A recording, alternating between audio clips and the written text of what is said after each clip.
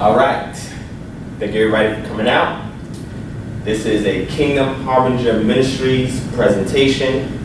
I'm your host, Brother Divine Prospect. We're doing this presentation in partnership with House of Konciousness Atlanta and House of Konciousness. If you don't know what that is, look it up. You can YouTube it, Google it, and see what they're about. This presentation is geared towards the Black conscious community. And we're going to look into something that's very interesting because, this is a very unique take in regards to the Black conscious movement is concerned, right? So the topic that we're dealing with today is, does the Bible provide insight on the condition of blacks in America? Does the Bible provide insight on the condition of blacks in America? So we're going to take a look at it and see what's up, all right? So let's get started. First and foremost, we're going to take a look at our current condition. This is our current condition, right? Black poverty rates, all right? In regards to all black families, the poverty rate for blacks is 24.2%. All other races, 11.8%, meaning that we have the highest rate of poverty in America. You go to see the rest with related children under 18, married couple family, it gets a little better. But as you can see consistently, female household, no husband, 38.8%, but related children under 18 is 47%. We at the highest poverty rate than any other race. And all races combined, actually, that's what this is showing, right? That's horrible, right? Then it goes to show all people under 18 years and over, 65 years and older. Look here, 19%, 65, 18 years and over, 23%. That's really bad, right? Let's keep going. African Americans and public assistance. The percentage of African Americans receiving public assistance or who live with someone who received public assistance in 2009. Section 8 housing is 11.5%, cash assistance 13.6%, food stamps 25.1%, and Medicaid is 39.4%. All right? This is going to show our status right here in America as far as our assistance on the federal government, all right? Who are supposed to actually promote the general welfare, not provide it. But in our case, we're allowing them to provide it. We got to keep taking a look at this, right? So we're looking here at the history of poverty in the black family. So from 1959 to 2012, if we take a look here, we see in regards to all black families, it was at 54.9%, but it dropped to 25.7% in 2012, which means that we're getting better. That's mostly because of education, mostly because of equal opportunity, employment, etc. But at the same time, we're still at 25.7%. And if you notice, this is still higher than any other race in America. Black families with female household, no male present, right? It started at 70% with a woman in the home by herself. And it came down to 41%. So women, you're doing good, but at the same time, when you have a family, the rate is much lower. And there's a reason why for this. All this is done by design. It's not done by accident. Let's go to the next one.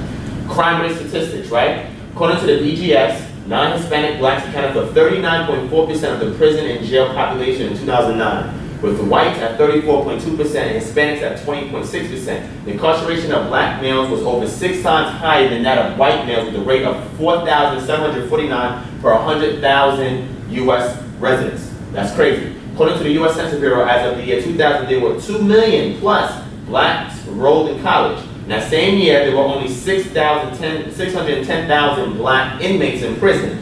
So, good news is we have more individuals in college and we have less in prison. That's good. And this is back in 2000. This is about 14 years ago, right? But it says here, 12.5% have a bachelor's degree. The results are highly dependent on education. So depending on education will determine whether or not a black individual in America will either wind up in college, higher institution learning, a career, or prison, right? If we jump down to the next one, it says, according to the U.S. Department of Justice, blacks accounted for 52.5% of homicide offenders from 1980 to 2008, with whites at 45.3% and Native Americans and Asians at 2.2%.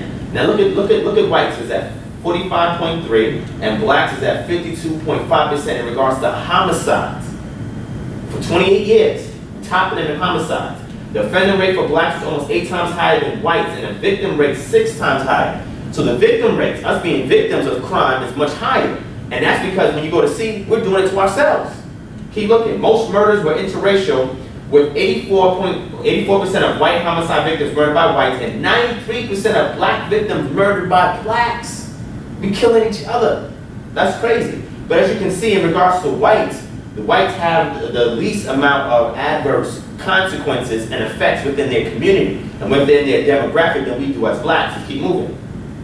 W.E.B. Du Bois traced the causes of the disproportional representation of blacks in the criminal justice system back to the improperly handled emancipation of black slaves in general and the convict leasing program in particular. In 1901, he wrote, "There are no reliable statistics to which one can safely appeal to measure exactly the growth of crime among the emancipated slaves." So these are the slaves that were free. So after they were free, it was like they didn't know what else to do. You understand what I'm saying? So he goes to say about 70% of all prisoners in the South are black. This is back in 1901.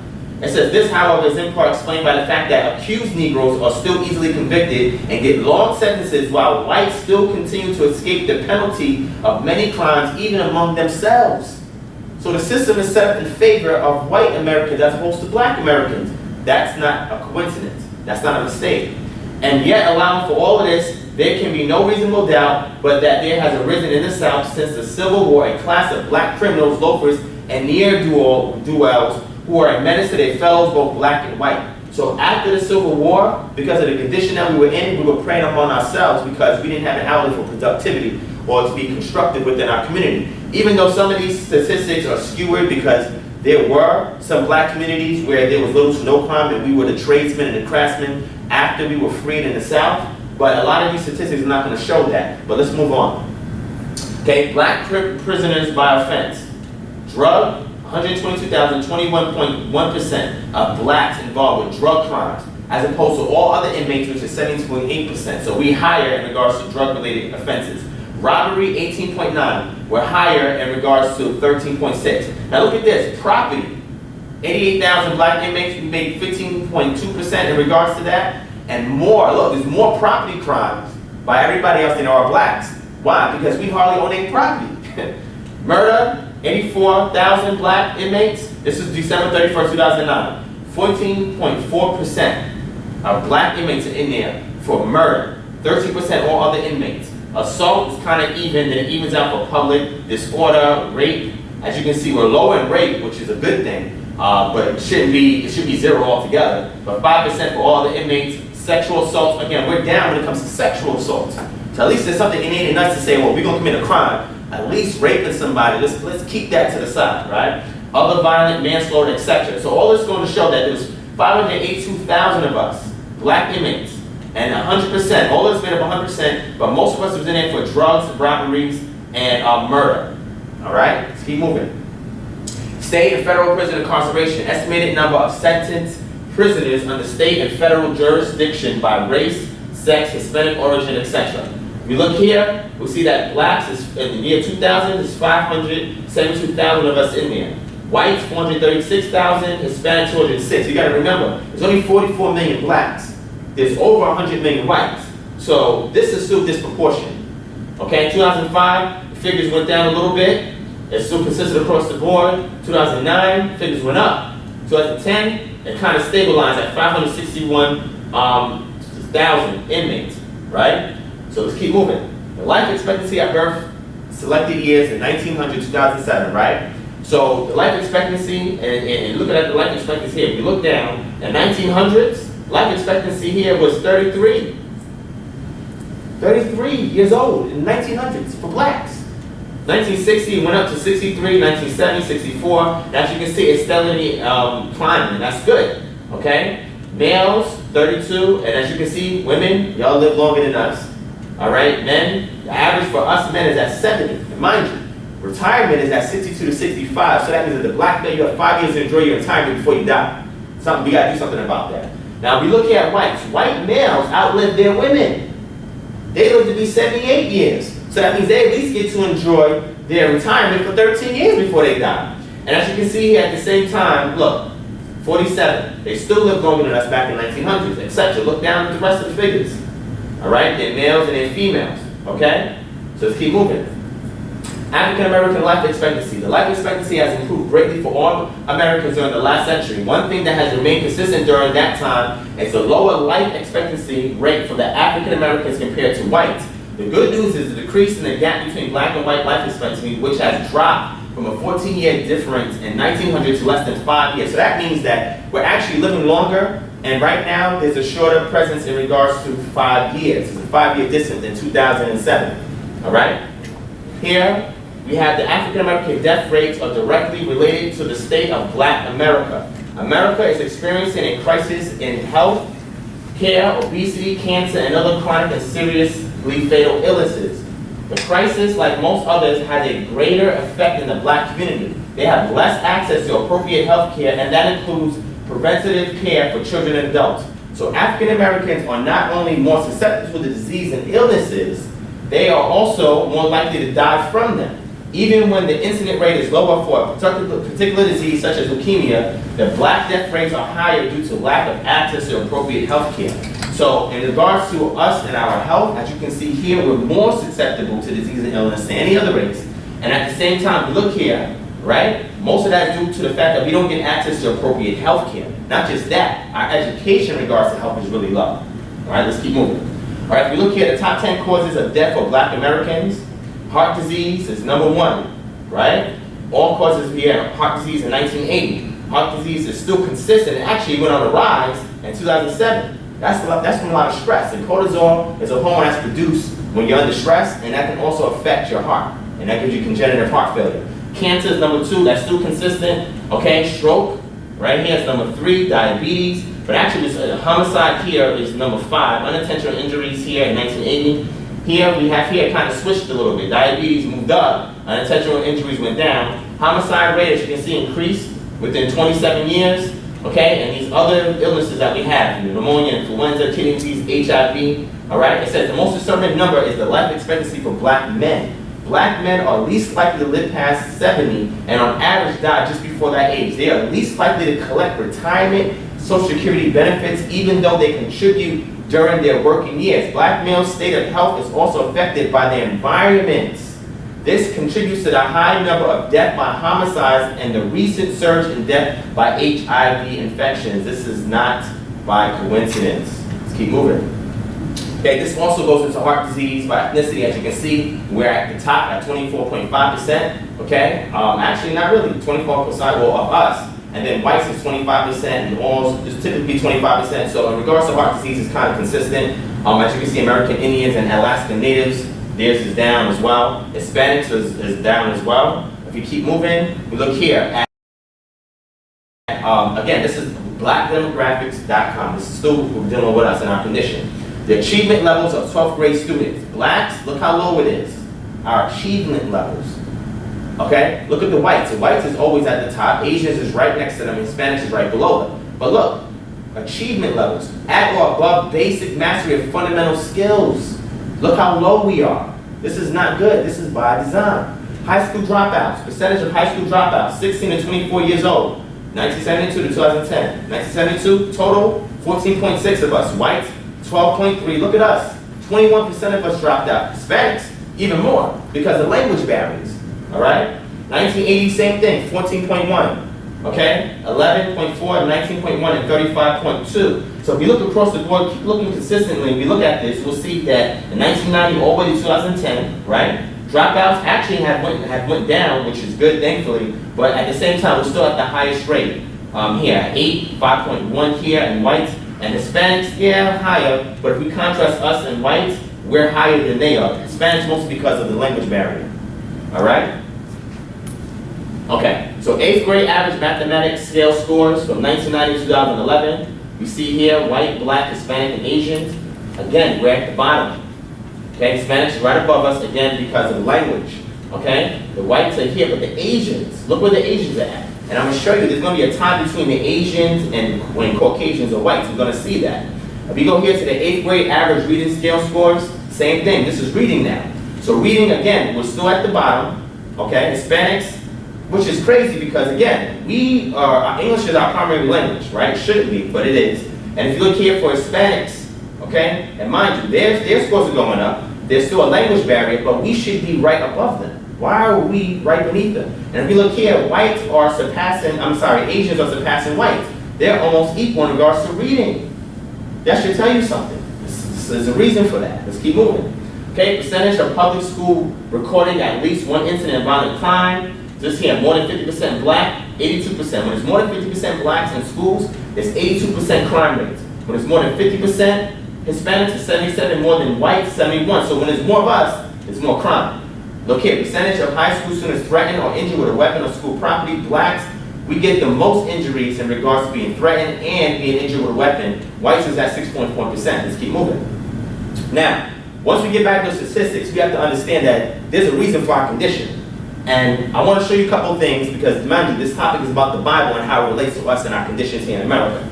So one thing I want you to point out is the 5 defining characteristics of modern civilizations, all right? Let's keep this in mind, all right? We may not get through all of it today. It may be in a second lecture, but some of it is in this one. I just want to keep you in mind. Anytime we look back, historians look back, and paleontologists, they look back, and anthropologists look back, and they examine civilizations, there are 5 key things that actually define a civilization.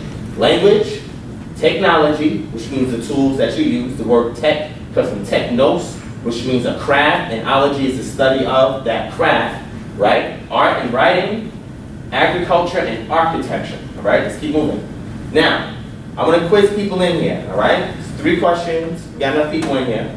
So first question, anybody can grab that. What language was the original Torah or Tanakh written in?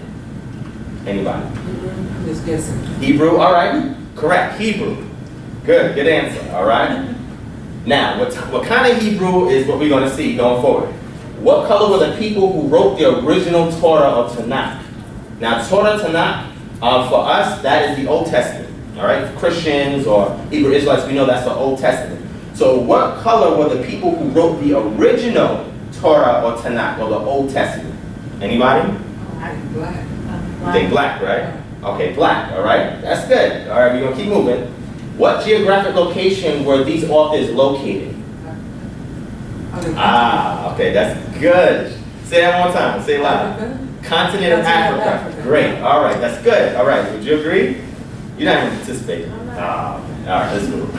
All right, things to note about the authors of the Tanakh or the Old Testament, right? They claim to be divinely inspired to write their text. All right, so if you look at the majority of the authors, you'll see that they talk about the Lord or God pressing upon him this message that they wanted them to write. Okay, what we also have to know is that these were fallible men. None of these men were perfect, and they admitted that in a lot of their manuscripts, a lot of their works that they wrote about, their epistles, etc. Right? They were limited in scope of knowledge and understanding due to their geographic location, lack of complete historical facts, lack of archaeological, anthropological, and biological data. So now these authors who were writing at that time period, they were limited in the scope of knowledge and understanding due to where they were located at, their lack of complete historical facts, the lack of archaeology, lack of anthropology, and biology. So now when we look at the manuscripts, we got to understand that these people, even though they were divinely inspired, the inspiration only went as far as what information that they had. Let's keep that in mind, it's very important. And these were also fallible men. So over the course of time, they may see some errors when we look back, because we got to understand these men were not perfect. But the message or the principle is perfected, and we're going to keep going, all right? So things for us to keep in mind, right? We must address the original manuscripts and translated text. Now, the original manuscripts were written in Hebrew, okay? And we're talking only about the Old Testament for right now. Were written in Hebrew, right? And he had a portion of it that was written in Aramaic, which was a dialect that was assimilated by the Hebrew Israelites when they were in captivity in Babylonia, right? And translated texts are what we have today, which is the English versions, right? Okay, we must address them with skepticism due to the author's stated shortcomings that we just read previously, okay, that they were limited in scope of knowledge and understanding, and the long duration of time when the text was written until now. So when we address the manuscripts, the original manuscripts, right, or even the translated text, we have to understand that there were shortcomings for the authors, and at the same time, from the time it was penned until now, that's a long duration time, it's about thousands of years, right? We must apply textual criticism, which means that we must compare all the manuscripts that were written in Hebrew that was translated to the English, and hermeneutics, which is a science that way we can derive or exegete the proper intent of the author when they were writing. So the manuscripts and translated texts to derive the author's original intent. We must compare and contrast the Bible with historical facts, science, and our modern disposition, okay, what's going on with us culturally today, to extract concepts, principles, and prophecies so we can properly apply them today. This is very important, and we're going to see as we keep going, all right? Here, the Bible does not give dates, only durations of time. That's very important. The Bible does not give dates, only durations of time, 100 years here, 900 years there. Never gives any dates. That's important. The Roman Catholic Church tried to date the events of the Bible and have erred or made errors, okay? we have to use science and correlate historical facts to properly date the events in the Bible. So when we look at sciences such as anthropology, archaeology, epistemology, paleontology, sciences, biology, and correlating historical facts in regards to the other nations or civilizations that was at the time, and we have to use that to discern the dates of the events in the Bible. That's important, okay? Now, I want to make this very clear, okay? Remember, this is for the Black conscious community I'm doing this lecture for. I want us to see here, this is the UV index in June 2009, right? So the UV index is where the places of the planet get the most sun. Because the Earth is not round, it's almost egg-shaped, and the Earth is tilted on an axis, and where the equator is where you get the most heat from the sun, or UV light. Now, if you look here, we can see in Africa, it's all lit up in red, but here towards the Sahara, it's getting a little bit darker or brown, right? You see here. And we can look here at the other areas here, and the reason why I'm showing this is very important. If you look north in Europe, the index is at 7, that's very weak, and if you look in this area here, it's even worse. India, as you can see, is pretty dark in India, right here, the Arabian Peninsula, okay? This is very important that you note this. Look here in America, right? Here in the north, index is very low, okay? And if you go down towards the south, in Georgia, where we're at right now, the index is kind of high, but it's not the same here as it is in Africa, okay? So there's a reason why I'm showing you this. If you go to the next screen, I'm showing you here complexion, from lightest to darkest skin. Now look here. Now this is very important as we go and progress through. Darkest skin is here by the equator. See this? Okay? And this is north of the Sahara. If we go north here to where Egypt is at, look where the skin complexion is right here. The same thing in the Arabian Peninsula. But if we go here in this area here, it's still kind of fair. It's like almost like my complexion. But as you go north towards Turkey, if we go towards Greece, if we go towards anywhere in Germany or Georgia or the USSR or Russia, we see here that the skin here is lightest here. There's a reason for that, and there's a reason why I'm telling you that, because a lot of people think that the Bible was written by white people. The Bible was not written by white people. White people translated it in English because English was one of their native languages. It wasn't our native language. Make sure we understand that. We're going to keep moving, but keep this in mind. Keep this in mind. Look at look here. You're going to go back, see? That's where the sun is at. And the sun determines your skin complexion. There's a reason for that. We're going to get to that. Now, I'm going to touch on this real quick to give some backdrop on there, but we're going to race forward. There's a direct correlation between the geographic distribution of UV radiation, which we just saw, and the distribution of indigenous skin pigmentation around the world. Areas that receive high amounts of UVR, generally located closer to the equator, tend to have darker skin populations, obviously. Areas that are far from the tropics and closer to the poles have lower concentration of UVR, which is reflected in lighter skin populations. Researchers suggest that human populations over the past 50,000 years have changed from dark skin to light skin and vice versa as they migrated to different UV zones, and that such major changes in pigmentation may have happened in as little as 100 generations, which is 2,500 years. This is when we had dramatic change in regards to color through selective sweeps, okay? Now, if you look here, the determinant for as dark skin, all modern humans share a common ancestor who lived around 200,000 years ago in sub-Saharan Africa. The melanocortin-1 receptor, MC1R gene, is primarily responsible for determining whether pheomelanin, and we're going to get into that, and eumelanin is produced in the human body. This is consistent with positive selection for the high eumelanin phenotype. Phenotype is an expression of a genotype. Genotype is your genes that you can't see. Phenotype is a manifestation or the revelation of those genes, seen in Africa and other environments with high UV exposure, light skin. Now when they say light skin here, they're talking about pale skin, not my skin, but pale skin, right? For the most part, the evolution of light skin has followed different genetic paths in Europe and East Asia populations. Keep that in mind. Europe, European, and East Asian. Two genes, however, KITLG and ASIP, have mutations associated with lighter skin that have high frequencies in both European and East Asian populations. That means that these genes right here encounter mutations. When you move further away from the UV index or the equator, you start to have different mutations because the body starts to adapt to its environment. Okay, they are thought to have originated after humans spread out of Africa. Look at this, out of Africa, but before the divergence of European and Asian lineages about 30,000 years ago. So out of the divergence of Africa, right, when the skin complexion started to change about 30,000 years ago, not drastically, but it started to change, it was a split between the tribes that went towards East Asia and the ones that went towards Europe. Keep that in mind. We're going to get into that. Okay, now, this has to do with the language. When I asked you, what was the original language of the Torah, the Tanakh, or the Old Testament, the authors, what language did they speak? Hebrew and Aramaic. They didn't speak modern Hebrew that's spoken now. They spoke what's called Paleo-Hebrew, which is a more ancient Hebrew that was similar to the Phoenician language at the time, or Semitic language at the time. Now, if you look at this map, it's different colors, right? This right here, yellow, is called the Afro-Asiatic language family. So the people in these areas speak an Afro-Asiatic language. When they say Asiatic, they're referring to the Arabian Peninsula, right? Now, if we look here, in this area here, you have the Niger-Congo, right? Niger for Nigeria, Congo. These people speak this here, a different language. Then you have the Indo-European, which is the green. Okay, look what areas that cover. Now, this is a modern map. So if you look here in America, the dominant language, obviously, is English, right? But if you go towards Canada, you have French and English. If you go towards Mexico, you have Spanish. If you keep going here, down here, you have Portuguese and Spanish. But there's a portion of them that don't speak Portuguese and Spanish. A lot of this is the rainforest, right?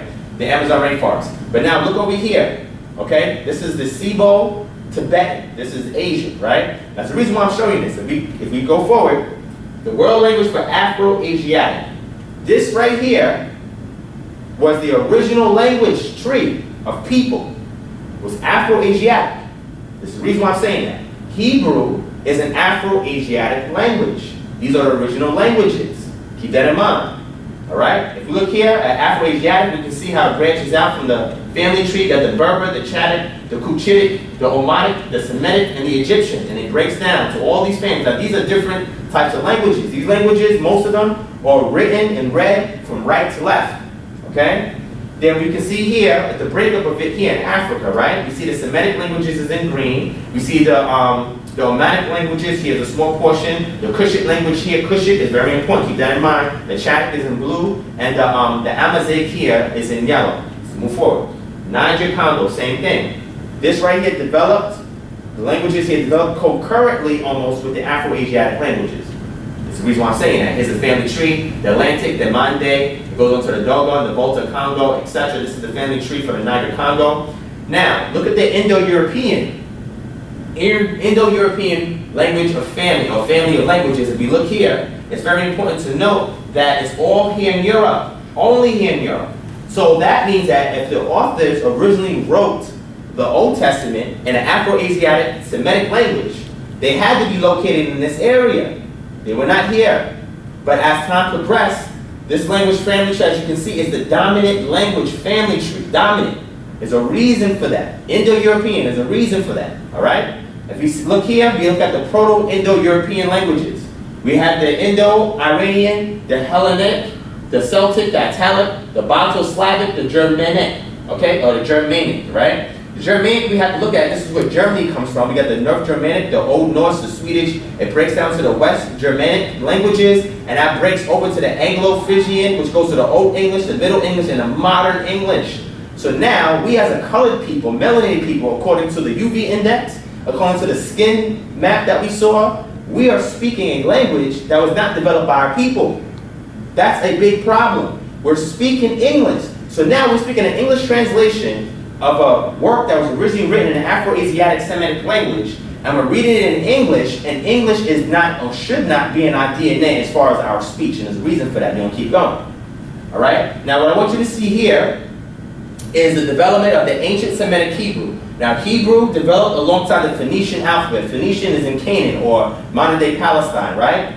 So if you look here, a lot of it started as pictographs. Here, one is an ox head, a 10th floor plan, a foot, a door, etc., etc., etc., etc. These are all pictographs. Then it started to develop into a kind of script. And then the later ones, the middle ones, now look, the middle ones is where the Bible was written in. This Paleo-Hebrew was written in this. These scripts is what the original Bible was written in, not in English characters. Now, if we look here, we see the name, picture, the meaning. But now look, modern Hebrew has changed from the Paleo to modern. There's a reason for that. All right? Now look here at the Greek. The Greeks took their alphabet and the phonetics, or the way they pronounce their languages, from the Phoenicians, and the Phoenicians were Semitic or Afro-Asiatic people like the Hebrew Israelites. They got their language from them. And these were Indo-European. They spoke Indo-European. So mind you, they took an original work that was in Hebrew from Afro-Asiatic people, they translated it in their language, and they sold it back to us after they indoctrinated us with English. That's interesting. You probably get that later. But keep looking at here, we'll see how the Semitic languages, the Afro-Asiatic languages, influence the Greek languages and the Indo-European languages. Keep going, same thing here. Now, you said something that was great. You said, I asked you, where was their geographic location? You said Africa, right? That's excellent. Let's take a look at this map here. This map is showing you all of the faults. There are different plates, right? Different pieces of the lithosphere or different areas of the crust, the Earth's crust, that are separated, right? That have a crack in it. And as you can see here, the African plate comes through the Arabian Peninsula and separates this here. So all of this over is Africa, and all of this over is Asia. Now if you see here, Israel was in this area. So that means Israel, where the Hebrew Israelites wrote the Tanakh, was located in Africa.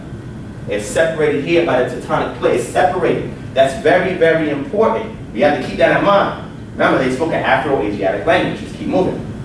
Now, we're going to get into the Bible. I want to give you some backdrop before we jump into the Bible. I'm going to skim through this. We got some time. So we're going to look at here. It says Genesis 1, right? I'll read this real quick, but I'm going to pull out something that's important, right? God said, let's make man in our image, after our likeness, let him have dominion over the fish of the sea, etc. Verse 27 says, so God created man in his own image.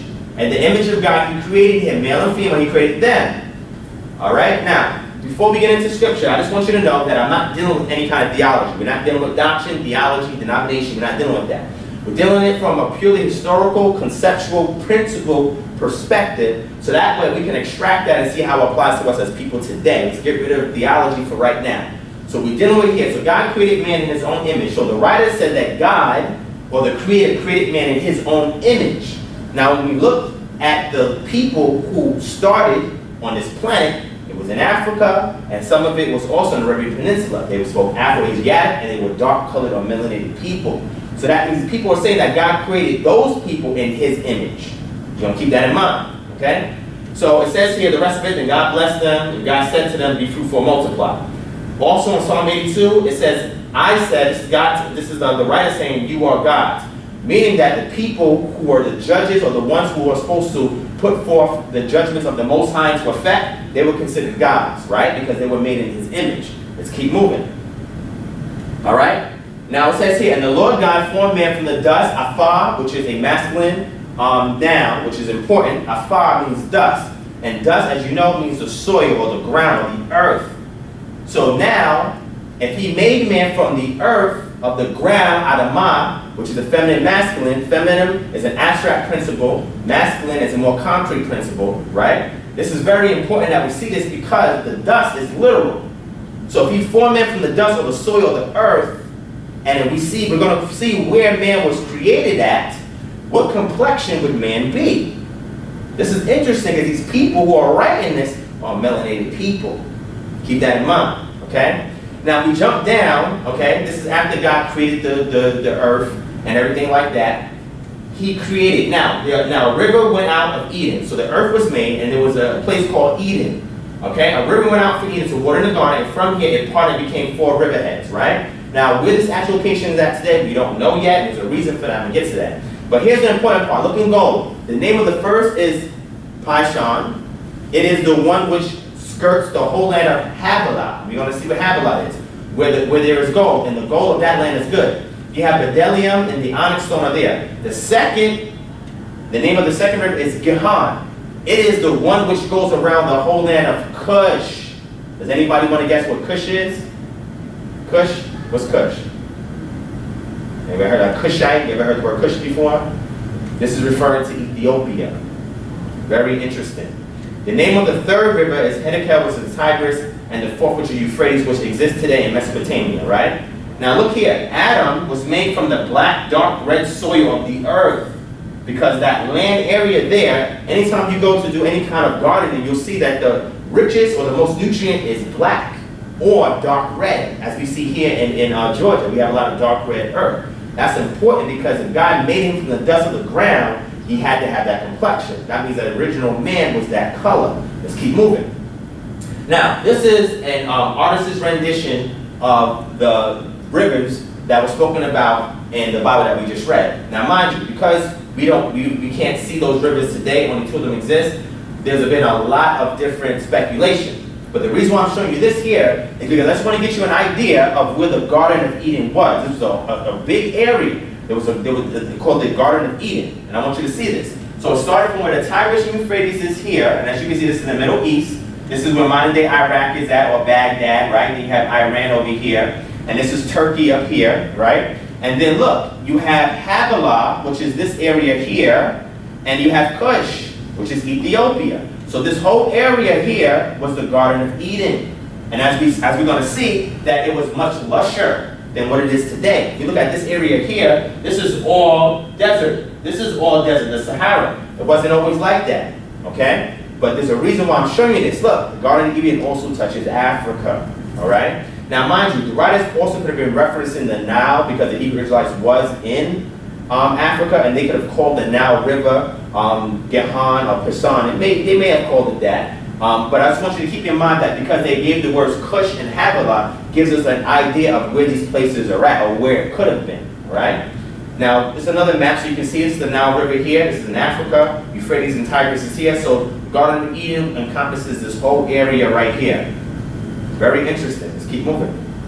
Now, I'm going to read this real quick, right? The general belief among experts is that slight changes in the tilt of our planet's rotation axis cause the desertification of this huge area. While most scientists agree with this interpretation, disagreements appear when scientists try to settle when this happened and over how much time, right? It goes to show here the findings of this study are that of sedimentological and geochemical properties of the lake sediments confirm that the Sahara has been drying slowly from 6,000 years to reach the present day conditions 1,100 years ago.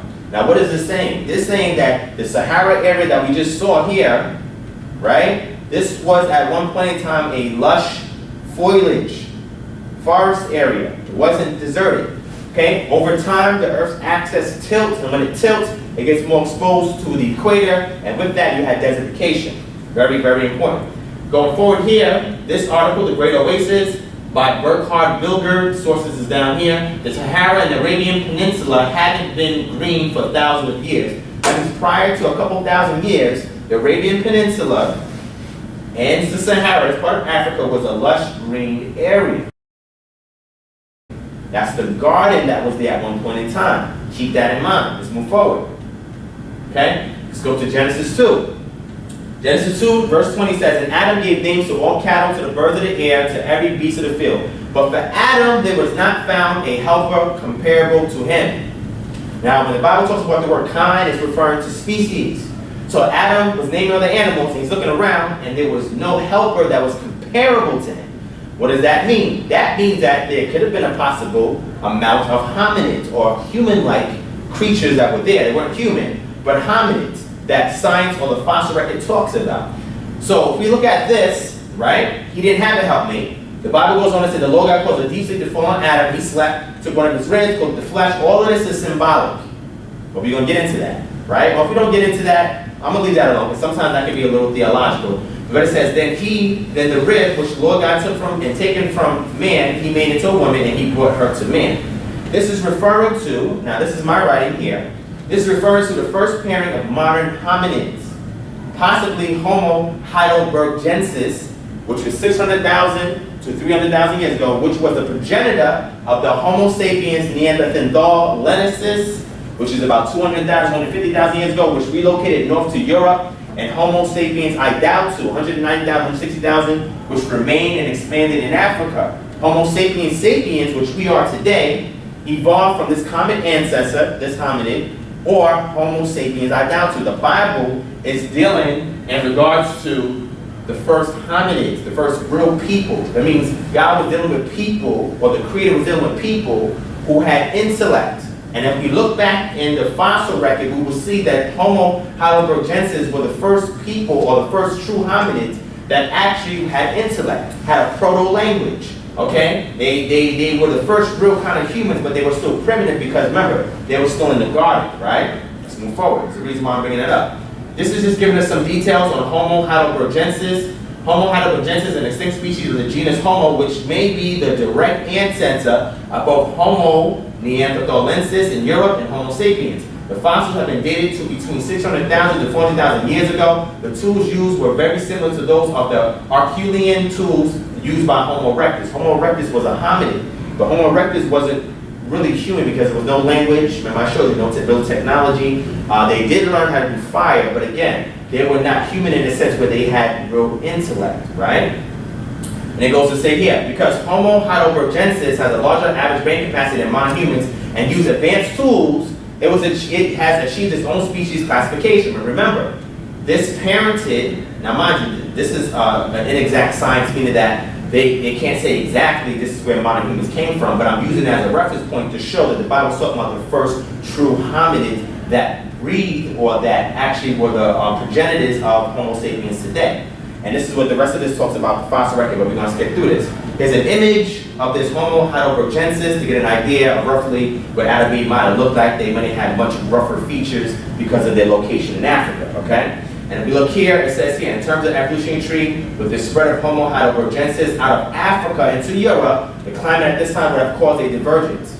Homo neanderthalensis diverged from Homo heidelbergensis probably around 300,000 years ago, and Homo sapiens probably diverged between 200,000 to 100,000 years ago in Africa. This is important.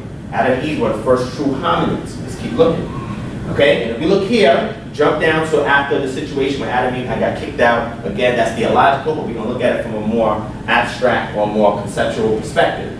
It says, so he drove the man out and placed a cherub at the east of the Garden of Eden, and a flaming sword was turned every way to guard the way of the tree of life. So that lush area that you see, that man inhabited and he was living, he was chilling at, eventually there was an exodus. What caused it, theologically, is saying that God kicked him out because he disobeyed his commandment. But if we look there was a reason. Science talks about desertification, talks about lack of resources, and that's why man moved from his prime location, which I showed you earlier.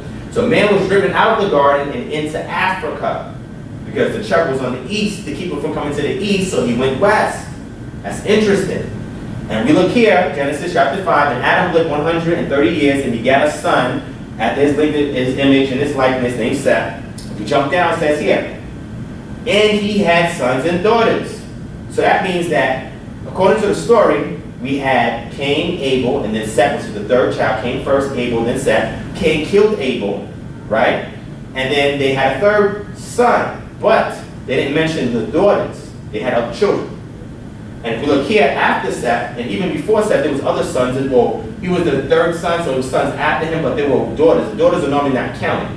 But there's a reason why I'm pointing this out. Because if we read here, the sons and daughters of Adam and Eve were probably Homo heidelbergensis, the first true hominids that were the offspring of the Homo sapiens that I showed you before, who migrated north to Europe and evolved into Homo sapiens neanderthalensis, and others evolved into Homo sapiens Idaho and migrated throughout Africa. So what am I saying here? What I'm saying here is that based on what I'm showing you thus far, and further research that you can do on your own, the sons and daughters that Adam and Eve had when they were kicked out of the garden, there was a cherub on the east to keep them from going east. They were in Africa, right? They had other sons and daughters. Their sons and daughters went and populated the rest of the earth because the command that went throughout Genesis chapter 1 and Genesis chapter 2, where God says, be fruitful and multiply and fill the earth. So that's what they were doing with their sons and their daughters. You had some that went into Africa and some that went north into Europe. The ones that went north into Europe wound up developing into the Homo heidelbergensis, but wound up developing into the Homo sapiens neanderthalensis. And the ones in Africa was Homo sapiens Idaho. These are the progenitors of the modern man today. So their sons and daughters went north and became Neanderthals. Some stayed in Africa and was the Homo sapiens Idaho. Keep that in mind. It's very important. Okay? Let's keep moving. Now, when we look at here, this talk about genetic drift, skin color is a question of historical factors deep in human history thousands of years ago. So what I'm showing you here is an example that you have something called recombination and genetic drift. Over periods of time, as you keep multiplying, and because you have pockets of isolated groups and then more bigger groups, over time you have something called recombination. What is that? Genes are reorganized, placed in different order on the same chromosomes or at times shifting chromosomes. This is called recombination. Additionally, a gene may be slightly damaged in the process of cell division or recombination. That means the original man, as he kept spreading and multiplying, eventually you had recombination, or you had genes that were changing based on the chromosomes and who was there available in regards to mating. In the Y chromosome, the sequence of such changes can be seen, etc., etc. Then if you go down here, isolated human groups have a smaller number of people to mate with. At that time, there was a small amount of people. So they developed their own characteristics as changes occur, mixes and matches occur in their tribe that were different from the larger group they used to relate it to. Scientists call this genetic drift. This appears to account for the general distinction between broad human groupings around the globe. Let's move forward. Genesis chapter 4. Family of Cain. Then Cain went out from the presence of the Lord and dwelt in the land of Nod on the east of Eden. So the story goes that Cain and Abel were brothers. Cain was tilling the land, and Abel was domesticating animals. They had a situation. Cain wound up killing Abel, and then God marked Cain and sent him out. So when he marked him and sent him away, Cain went east of Eden. The cherub was on the east, but he went further east. So what location was the cherub located at, we don't know, but he went further east. So that means he exited out of Africa and he went towards the east. Keep that in mind. Now we can jump down, and it says here, this is the lineage of Cain, which is Enoch, Enosh, Lamech. These are all, Jubal, these are all his offspring. But we look here, and as for Zillah, she also bore Tubal-Cain and instructed every craftsman in bronze and iron. This goes to show that at this time period, this is when the bronze and the iron time period started to come about. Okay, when we look at the Neolithic and Paleolithic ages, we'll see here that's when we started using real tools to do different things. And Tubal-Cain was the blacksmith, and he was from the lineage of Cain, right? And Lamech, which was his father, actually killed somebody. So murder in regards to what Cain did to his brother was all throughout that lineage, and they started becoming corrupt. So that man started to prey on himself. Cain left Africa, this is my note, and went east towards Mesopotamia, where he started his city and lineage. His offspring continued to murder using metal tools for weapons and hunting. Music also came from this lineage. And we scroll down. Now what I'm showing you here is showing that early human migrations out of Africa. Early human migrations, right? Let's skip the Homo erectus for a second. It says out of Africa over the Levantine corridor, that's where Israel is at, and Horn of Africa, where we see Somalia at Egypt. Okay, to Eurasia about 1.8 million years ago. These are the other hominids that when God created other animals, because they weren't necessarily human, they went and populated the earth, right? But if you look here, it says here, the expansion of Homo erectus out of Africa was followed by that of H. antecessor, which is another hominid into Europe about 800,000 years ago, followed by H. heidelbergensis, and around 600,000 years ago, who was the likely ancestor of both modern humans and Neanderthals. That's why I want to keep that in mind. The common ancestor who Adam and Eve was, and their offspring became the Neanderthals and the modern humans. Keep that in mind, okay? And if you keep reading here, the ancestors of the human species Homo sapiens evolved into modern humans, i.e. our current subspecies Homo sapiens around 200,000 years ago in Africa. That's important. Migrations out of Africa occurred sometime later. Around 120,000 years ago, modern humans reached the Near East. Remember we said that he went east. Cain went east with his family. He went east with his wife. They went east, right? From there, they later spread across Asia and Europe. So from the east, they spread across Asia and Europe. But there was still a population that was already existing in Africa, and the other sons and daughters that was north in Europe. Okay? So let's get past that.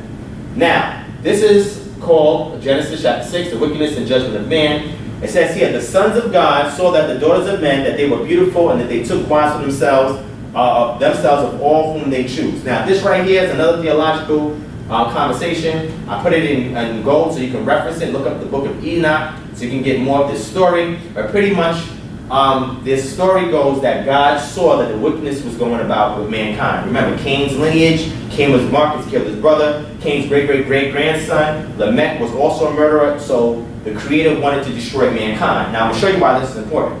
And God said to Noah, the end of all flesh has come before me. Now Noah was from the line of Seth, the third son, right? But God saw Noah and chose to favor Noah because Noah was doing the best that he could at the time to be righteous, right? So now God told him to make an ark, all right? He told him I'm going to destroy all life on the planet, okay? He said, but I'm going to have a covenant with you. I'm going to protect you and your family. And he says, bring all living animals into the ark. Now, what I'm proposing here, and I'll show you do your research, is that there was no such thing as a global flood. The flood was a local. You're going to see that. It's a local flood.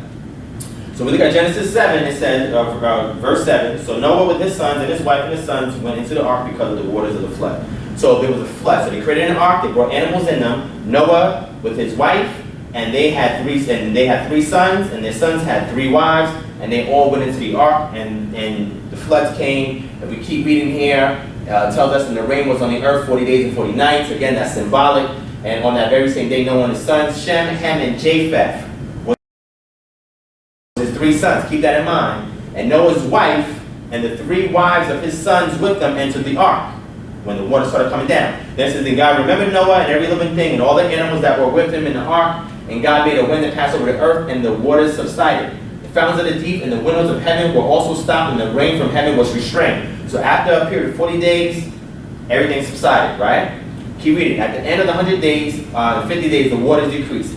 And it came to pass in the 601st year, in the first month, the first day of the month, that the waters were dried up. Noah ended up in Mesopotamia after the flood. Remember, there was a migration out of Africa. There was a local flood, okay? It wiped out the lineage of Cain, but the other sons and daughters were still alive. Some were in Africa, some was in Europe. Keep that in mind.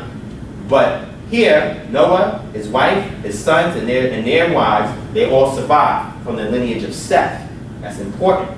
So he was in Mesopotamia after the flood. Skip.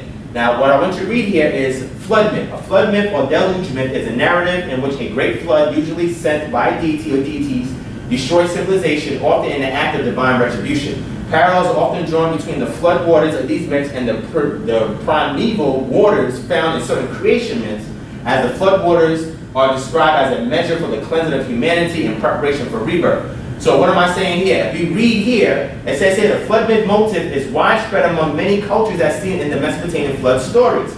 That means that the record in the Bible is not isolated. There were other people who wrote stories and believed that a flood actually occurred. There's a reason for that. That's important.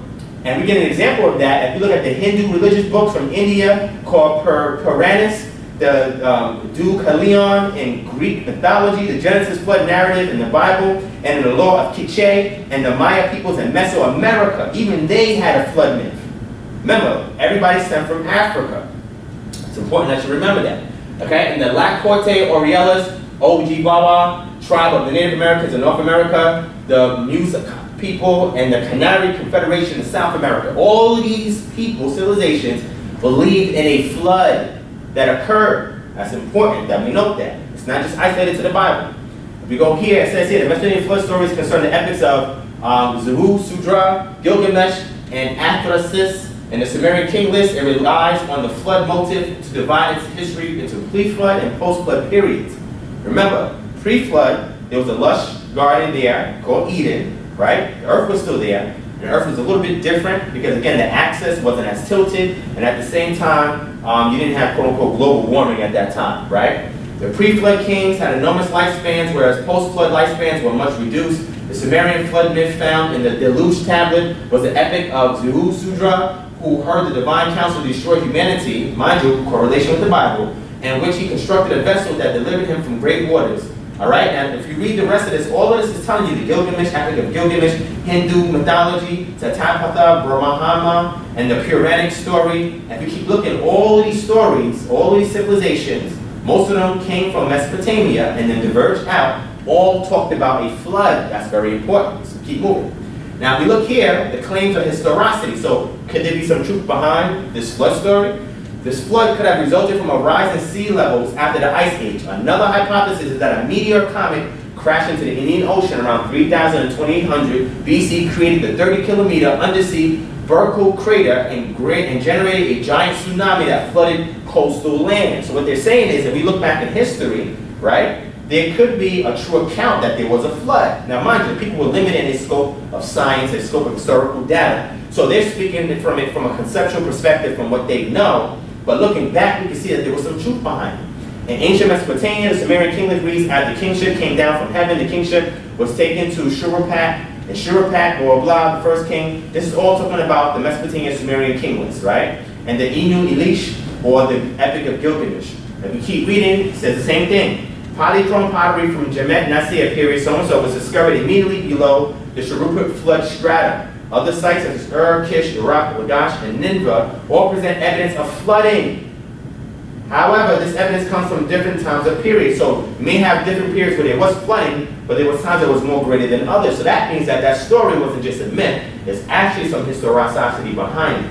We keep reading here, it would have seemed to be been a localized event caused through the damage of the through the spread of dunes, flooding into the Tigris, and simultaneously heavy rainfall in the Nineveh region, spilling across the Euphrates. In Israel, there's no such evidence of a widespread flood. Because remember, they were in Israel, they were in Mesopotamia, where modern-day Iraq is at. That's interesting. Or borders of where Turkey is at. Keep that in mind. So the flood was local. That means that it only killed, according to the story, the lineage of kings. So people did die, but the ark was created according to these stories, and some people did live. But the Cain's lineage was wiped out. But the other sons and daughters of Adam and Eve still existed. There was some in Africa, and there's some that migrated north to Europe. Do research on this. This is good stuff. Let's keep moving. Say the same thing. The geography of the Mesopotamian area was considerably changed by the filling of the Persian Gulf after sea waters rose following the last ice age. So the ice age contributed to the overflowing of the sea that changed the topography of the Mesopotamian area. Keep that in mind. This is all scientific historical data to correlate with and validate the flood. That's very, very interesting. Let's keep moving. Now, here what I'm showing here, this is the catastrophic plate tectonics. Looking at plate tectonics, I showed you the map with the different plates. You had the Indian plate, the African plate. There's always pressure between them. After every year, it moves 3 centimeters or more. That means that it starts to shift, and as it shifts and it breaks, you have volcanic eruptions that are happening under the water, and it fills these crusts or these areas where it breaks, and it makes new land. What does that mean? That means that it's pushing these plates further and further away, meaning that we had a different type of earth than what we have today back then in antiquity. And this article here, okay, gives you a global flood model of Earth history. Now, these people here are creationists. They're talking about a global flood, but what we're extracting from here is in the Mesopotamian area, it shows that through large plumes originating near the core of the mantle boundary express themselves at the surface as fissure eruptions and flood basalts flow induced in the mantle, also produce rapid extension along the linear belt. Again, what this is saying is giving you the science behind the plates that we just saw earlier and how they shifted, how they separated, and how you had a much different pre-flood Earth that these writers were talking about than the post-flood Earth. Let's move forward. Same thing in the same article. Plate tectonics, so you get an idea of what these plates look like, right? Look at these plates. Each color is a different plate. When you see these black lines, it's where there's a separation, where there's shifting. All right? Well, all these plates are here. Here in Africa, you had the Arabian plate, which I just showed you, which separates itself from the African plate because Israel is on the continent of Africa. Okay? Let's move forward. Here, this is giving you an idea of the ice age, how it looked pre-flood. Because remember, the flood happened locally in this area, and after the flood. So all the descendants of Adam and Eve that went north to Europe encountered part of the ice age, or the ending of the ice age, okay, which was about 10,000 years ago, and more. That's very interesting that we note that. But here in Africa, there's no ice. Nowhere in the continent of Africa, there's no ice. There's some here in South America, there's some here, there's a whole bunch in North America. Here, up here, going towards this part of Asia and Europe, there's no ice here in the Arabian Peninsula or Africa. Let's move forward. This talks about the ice age, how it correlates with the flood story. The Great Flood of Noah's Day accomplished a complete reworking of the Earth's surface and alteration of all its hydrologic and meteorologic systems. The ice age likely occurred soon after the flood. So they're saying that there was a probable ice age after the flood. And it says here, the key to the ice age was temperature, not cold but warm. Ice comes from snow, and snow from moisture in the air, which in turn comes from evaporation, which comes from the warm water. The flood oceans were quite warm due to the introduction of huge volumes of superheated water from the fountains of the Great Deep and frictional heating by shifting continents. As the continents shift and the fountains, there was a layer of water that was actually believed to be underneath the mantle, came to the surface, and started to change, again, the geography of the Earth after this flood story. Let's keep moving, keep moving. Now, this is the most important part of this presentation. And we have to really understand this part here because it brings everything together, all right? Anybody got the time? I'll be doing the time. 5:37. 5:37? Okay, we got time. All right, this will be done soon. I want you to see this. This is very, very important. Let's read this, okay? Because I'm going to give you an idea of what's going on, all right? I'm actually going to use this board here, so you're going to turn there when I'm finished so you can get an idea of what I'm saying on here. Now, this is from Genesis chapter 9 in the Bible. Noah and his sons.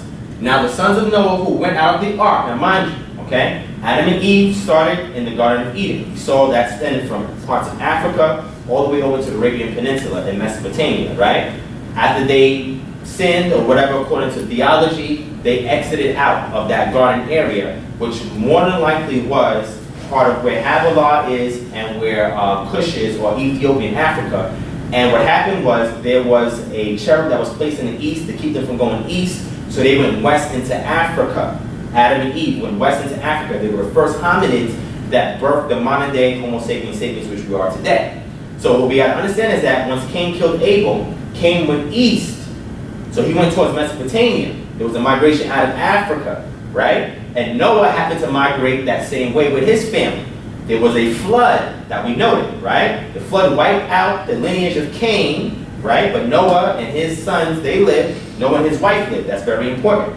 After the water subsided, they came out of the ark now. Now they're coming out the ark here. And now the three sons here are very important, Shem, Ham, and Japheth. Okay? It says here, now the sons of Noah who went out of the ark were Shem, Ham, and Japheth. And Ham was the father of Canaan. These three were the sons of Noah, and from these the whole earth was populated. Well, what do you mean the whole earth was populated? These were the actual Homo sapiens that developed, and they went and repopulated the earth. Now this is very important that I'm telling you this because all the other hominids that we discussed, the Neanderthals, the Homo sapiens Adaltu, all the other hominids, they all died off. But this lineage of Homo sapiens, we, modern humans, at this time, we became the dominant hominids and we took over. There's a reason for that. We're going to get into that. Let's keep reading. And it says here, and Noah began to be a farmer and he planted a vineyard or a vineyard. Okay? This goes to show the first instance of agriculture. Cain was a hunter-gatherer, meaning that he went and gathered fruits.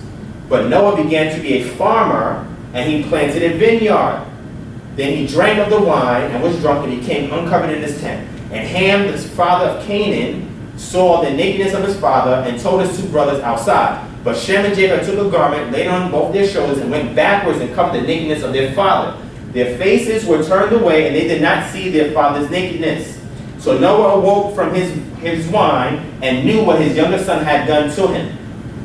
So now, this right here is kind of theological in essence. That means that there was something that Ham did to his father, either by looking upon his nakedness, maybe he took advantage of his father was drunk. We don't know because in the Hebrew it's very unclear.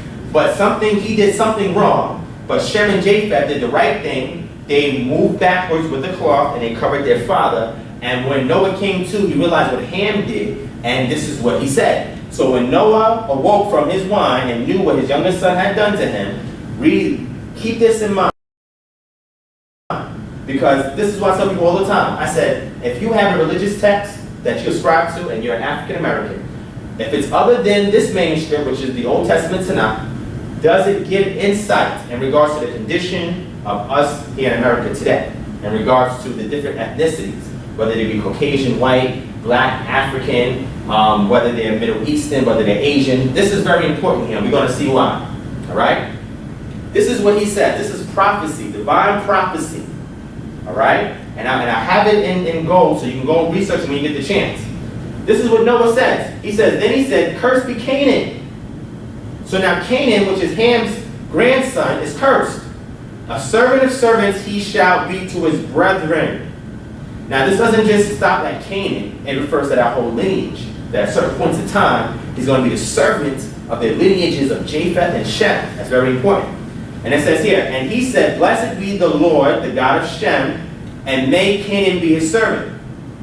All right? So now, for Canaan to be a servant, he has to be physically strong. Right? For Canaan to be a servant, he has to be physically strong. All right? If we look here, the blessing came upon Shem. Spiritual blessing came upon Shem. And it says, and may Canaan be his servant. That means at some point in time, Shem and his lineage is going to enslave or make Canaan their servants. It's very important that you keep that in mind. And it says, may God enlarge Patah, or Patah, which is the he felt imperfect. He felt means that God is causing the action. Imperfect means it's not literal, meaning that it has no designation in time. It is more like illustrative, or it doesn't have no regard to time. That means the action can happen at any time. What does that mean? That means this term enlarge, Ptahia, or Ptahia in Hebrew, means that Japheth is going to be enlarged, and the name Japheth actually literally means open. That means he's going to expand. And the way he's expanding is through his intellect, not spiritually, but intellectually wise, because of his circumstances, he's expanding. That's important because we're going to see who are the sons of Japheth. We're going to see who the sons of Shem is. We're going to see who the sons of Canaan or Ham is. And it says, and may he dwell in the tents of Shem. That means Japheth is going to dwell in the tents of Shem. The word Shem literally means name. And may Canaan, which literally means lowland, be his servant. So that means Canaan, or the lineage of Ham, is going to be the servant of both Shem at one point in time and Japheth at one point in time. We're going to find out what this stuff means here. Let's move forward. Now, I wrote this out here so you can get an understanding. This prophecy is relevant for several reasons. Number one, Ham's lineage will be slaves. That means eventually the Africans will be slaves. Ham's lineage, according to divine prophecy. That's in the Bible. Because of Ham's corruption towards his father, the offspring of Canaan will be enslaved and subdued by the offspring of Shem. Remember, he's going to be the servant. Canaan and Ham's descendants are going to be the servants of Shem. This curse caused the Canaanites to be corrupt in their worship towards El or El Elyon, the Most High, and be invaded by Shem. In the Bible, El Elyon means the Most High. That's very important because the Canaanites also worshiped a god called El. He was the father of the gods. He was also known as a strong bull. And if we look back at the language, and I showed you the different pictographs in regards to the languages, Aleph, which is the first symbol for A, in English A, is a strong ox. That's also the term El in Canaanite and in Hebrew Israelite culture in antiquity, not now. Shem's lineage will be blessed by their God. That means that the story is talking about the blessing of God dealing with the lineage of Shem, which is very important. That's where Abraham pops up and comes from, right? Japheth's lineage will be colonialists who enlarge their territories.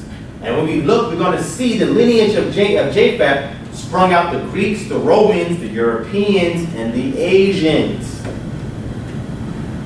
They're going to enlarge their territory. That's important.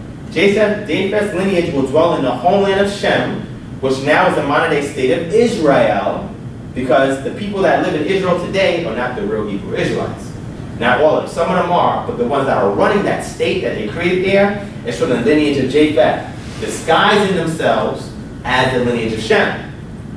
It says here, and in his tent of meeting is also literally, when it's talking about tents there, the Hebrew word for tent there, also refers to the tent of meeting that the Hebrew Israelites had when they was in the wilderness, that they would go in and deal with the Most High, deal with God. That means that Japheth is also going to be in the synagogues of Shem. This lineage is going to start to run the synagogues of Shem and be in their homeland. That's important. Japheth's descendants will make Ham's descendants his slaves, which eventually led to modern-day slavery, which we had in America. Because Ham is the father of all the dark Negroid races, and Japheth is the father of all the European Caucasian races. It's very interesting. As we look at the dynamic here of racism, of slavery in America, we know whose lineage was enslaved and who. That's very important. Now, verse 20 also marks the first mention of agriculture, which I mentioned before. Now, here's a quote here, right? This quote here, the late president of Egypt, Gamal Abdel Nasser, stated on television, "You Jews will never be able to live here in peace." Remember, he's from Egypt. He's also referring to the Middle East, because you left here black but came back white. We cannot accept you. What is he saying? He's saying again, you left out black because of the skin color that we saw in the region where Middle East and Africa is at. They left black, but they came back white, which means that Japheth's lineage is the ones that's running the state of Israel and the synagogues of worship. Intellectually, they're trying to overcome the spiritual aspect and the physical aspect. Let's keep moving. All right? So I'm giving references here. Genesis 15:6, God promised Abraham the land of Canaan because of their wickedness. So that means that God, or El, said that he can come and he can take over. It's very interesting, because the Canaanites resided there. They worship a god called El. The curse was on them because of Noah, and because they were corrupted, very important, because they were corrupted, okay, because the curse was on them, God allowed Abraham to go and take over the land. That's the line of Shem, to make Canaan his servant. Genesis 17:5, God changed the name of Abram to Abraham and blessed him. This goes to show, remember that Noah says that blessed be the God of Shem. The name Shem means name. Okay? The blessing or spirituality was going towards Shem. Isaac blessed Jacob, who's the lineage of Abraham, his son. And it says God changed Israel's name and blessed him. So Jacob's name turned to Israel. The sons of Israel was blessed by Jacob. This is all showing that prophecy being fulfilled throughout the Bible. Exodus 6:3. Moses' forefathers only knew God as El Elyon and or El Shaddai. Remember, El is important because the Canaanites worshiped a god called El. Specifically, the Amorites, they worship a god called El. Leviticus 18:24-28. The children of Israel were commanded to keep God's commandments so they would not be destroyed in the land like the Canaanites. So what does that mean? That means if you read this text, God is saying the reason why I'm allowing you, the lineage of Shem, or the Israelites, to go into the land and take it over is because the people that were there, I was their God, and they corrupted the land. They started doing child sacrifices, bestiality, all this other crazy stuff. So he said, I'm going to let you go in there, but once you inhabit the land, if you do the same thing those people do, then I'm going to kick you out just like I kicked them out. And eventually that's what happened, right? El, again, here in the Canaanite religion, or Levantine religion as a whole, El or Il was a god also known as the father of humanity and all creatures. For the Canaanites, El or Il was the supreme God, the father of mankind and all creatures. That means the Canaanites worshiped a god called El. It was the same God that the forefathers of Moses worshiped because they didn't know his proper name, which was Yahuwah, or modern day Hebrew is Yahweh. They didn't know that name. So when he was in Egypt, upon exiting out of Egypt, when Moses said, well, what name should I go back and tell Pharaoh and the people? He says, my proper name, which is Yahweh, because your forefathers didn't know my proper name. They just knew a title of mine that was used called El. This is very important. Go back and do your research on that, but we're going to skip, right? Here it says here, God's promise to Noah. So God blessed Noah and his sons and said to them, be fruitful and multiply and fill the earth. The reason Homo sapiens sapiens, right, because when they exited out of Africa, or Egypt, or Ethiopia, when they exited out of Africa, they went towards the Arabian Peninsula, or Mesopotamia, very important. When they moved and they went there, they became the Homo sapiens sapiens. That's the modern man that we have today. And it's the only known hominid in existence today. Everything else is apes and gorillas, or whatever case you want to call it, right? Those are considered animals, they're not really considered humans. So the reason why they survived, or modern day Homo sapiens survived, is because, and the other hominids died, is because Noah and his family received the divine blessing to repopulate the earth, and the other hominids didn't. So according to the Bible, okay, and again, we got to look back at the limited information that they had with the vast knowledge that we have today, and see that the Homo sapiens that are here today are the modern man that is in existence. There's no more other hominids. It's because this was the original Homo sapiens sapiens, Noah and his sons, and they got a blessing to repopulate the earth. So therefore, coming into contact with the Neanderthals or other hominids, they're going to wind up dying off because they're not going to be able to adapt because they don't have the divine blessing to repopulate the earth. Let's keep moving. What I'm showing you here from Sakal and Quaspet hominids, right? These, the remains, and this is in Israel. The remains exhibit a mix of archaic and modern traits. They have been tentatively dated at about 80,000 or 120,000 years old using electron spin resonance and thermoluminescence dating techniques. So I'm not going to let you read all of this because this is a lot, but what this is saying is that they found some Homo sapiens that were in Israel, or what we see as, the Arabian Peninsula. There was hominids there, or there were fossils of modern humans. Well, what is that saying? That's saying exactly what we said. When they exited out of Africa and they settled in the Mesopotamian area, they were Homo sapiens sapiens, or modern day humans. We're going to keep going forward. All right? Now, this is the second most important part I'm going to show you, and then we're going to be done in about 15 minutes or so. So Genesis chapter 10, the nations descended from Noah. So remember, after the flood killed off Cain's lineage, there were still humans or human-type creatures that were in Africa, and that was in Europe. You had the Neanderthals, which I'm going to show you in a moment, and then you had the Homo sapiens idolaters, which were the Africans, who were the ancestors of modern-day Homo sapiens. You know where they came from, Adam and Eve, right? So we keep reading this.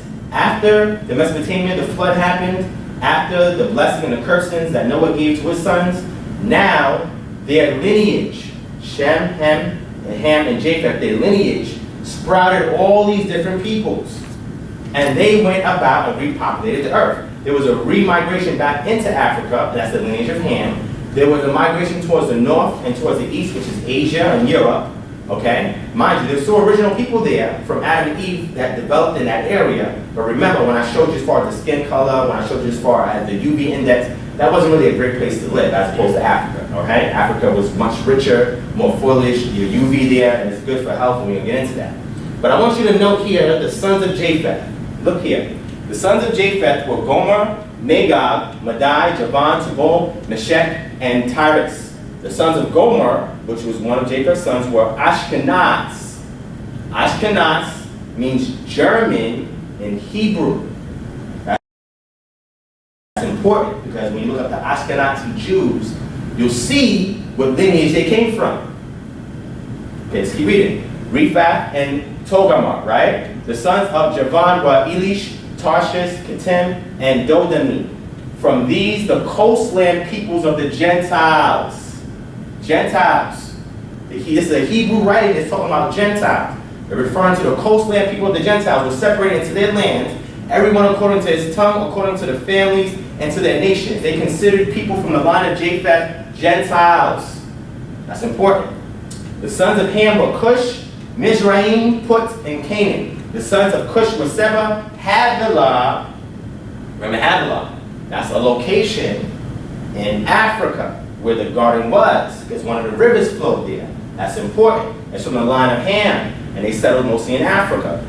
Some places in the Mesopotamia, but mostly in Africa. Sapta, Ramah, and Sabatekah, and the sons of Ramah were Sheba and Dedan. Cush begot Nimrod. He began to be a mighty one on the earth. He was a mighty hunter, etc., etc. And the beginning of his kingdom was Babel, Erech, Akkad, and Calneh, in the land of Shinar. From that land, he went to Assyria and built Nineveh, Rehoboth, and Calah, and Rezin between Nineveh and Calah. This is the principal city. Now, Mizraim, which literally means Egypt, Mizraim means Egypt, begot Ludim, Ananim, Lehabanim, Naphtatuhim, Pathrazim, and Casluhim, from whom came the Philistines and the Caphtorim. That's important. This is Mizraim, who's the descendant of who? Ham. That's important. This is where he settled, is where modern day Africa is at. Egypt is at today. Canaan begot Sidon, his firstborn half, the Jebusite, the Amorite, the Gishbite, the Hivite, the Archite, the Sinite, the Arvadite, the Zemarite, and the Hamathite. Afterwards, the family of the Canaanites were dispersed. And the border of the Canaanites was from Sidon as you go towards Gerar as far as Gaza. Remember, the people rewriting this were people in antiquity, not people now. People in antiquity. So according to their geographic location and what they understood of geography, they try to give you an idea based on where these people were situated. Now the Canaanites is where modern day Palestine is at. And they settled there. They were from the line of Ham. And remember, they worshiped El. Let's keep going. Keeps going, saying here, it says, and from Sidon you go towards Gizar as far as the Gaza. Gaza Strip today is where modern day Philistines are at, or the Palestinians. If you look at history, we'll see that. And it says, these were the sons of Ham, according to their families, according to their languages, in their lands and in their nations. Nations. And the children were born also to Shem, the father of all children of Eber, the brother of Japheth the elder. The sons of Shem were Elam, Assur, Axpad, Lud, and Aram. The sons of Aram were Uz, Hol, Gethar, Mash, Axpad, etc., etc., etc. So what this is showing you is all the different nations that sprung out of Shem. So the nation that sprung out of Ham and the one sprung out of Japheth. Remember what I'm saying? How does that deal with the condition of us today? We're going to see that. These were the sons of Shem according to their families, according to their languages, and their lands according to their nations. These were the families of the son of Noah, according to their generations and their nations, and from these the nations were divided on the earth after the flood. Now, what I'm showing you right here, is the common hominid, which is Adam and Eve, and from them they sprung the lineage of everybody that's in existence today. Let's move forward. Now, what I want to show you here is something very interesting, right? Remember I said that this area here was the Garden of Eden? This area here? The first hominid, or Homo sapien, that was discovered was in this area of Ethiopia. Very interesting. We also found some in Tanzania as well. But the red here is the Homo sapien, or Homo sapien-like creature, right? That wound up giving birth to the Homo sapiens. Here, where you see here, this kind of like olive green, these are where the Neanderthals were at. And this yellow is Homo erectus, which was another hominid. But let's look at the yellow or some of the red as the Homo sapien idaltu, which was another hominid. Well, what am I showing you here? I'm showing you again, remember the Bible does not give you a date. They give you durations of time. Man put dates on it. There's a reason why they didn't put dates in the Bible. So if you look here, we see that man exited out of Africa and went and populated the rest of the planet. Remember what we said, that Cain went east towards Nod.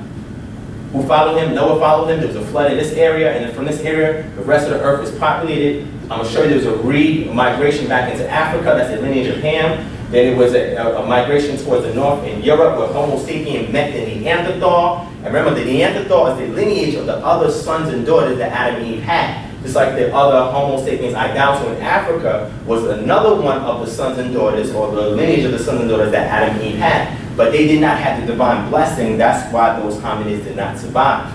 You're going to keep going. If you look here, these are all the sites that Neanderthals were found at. All these sites.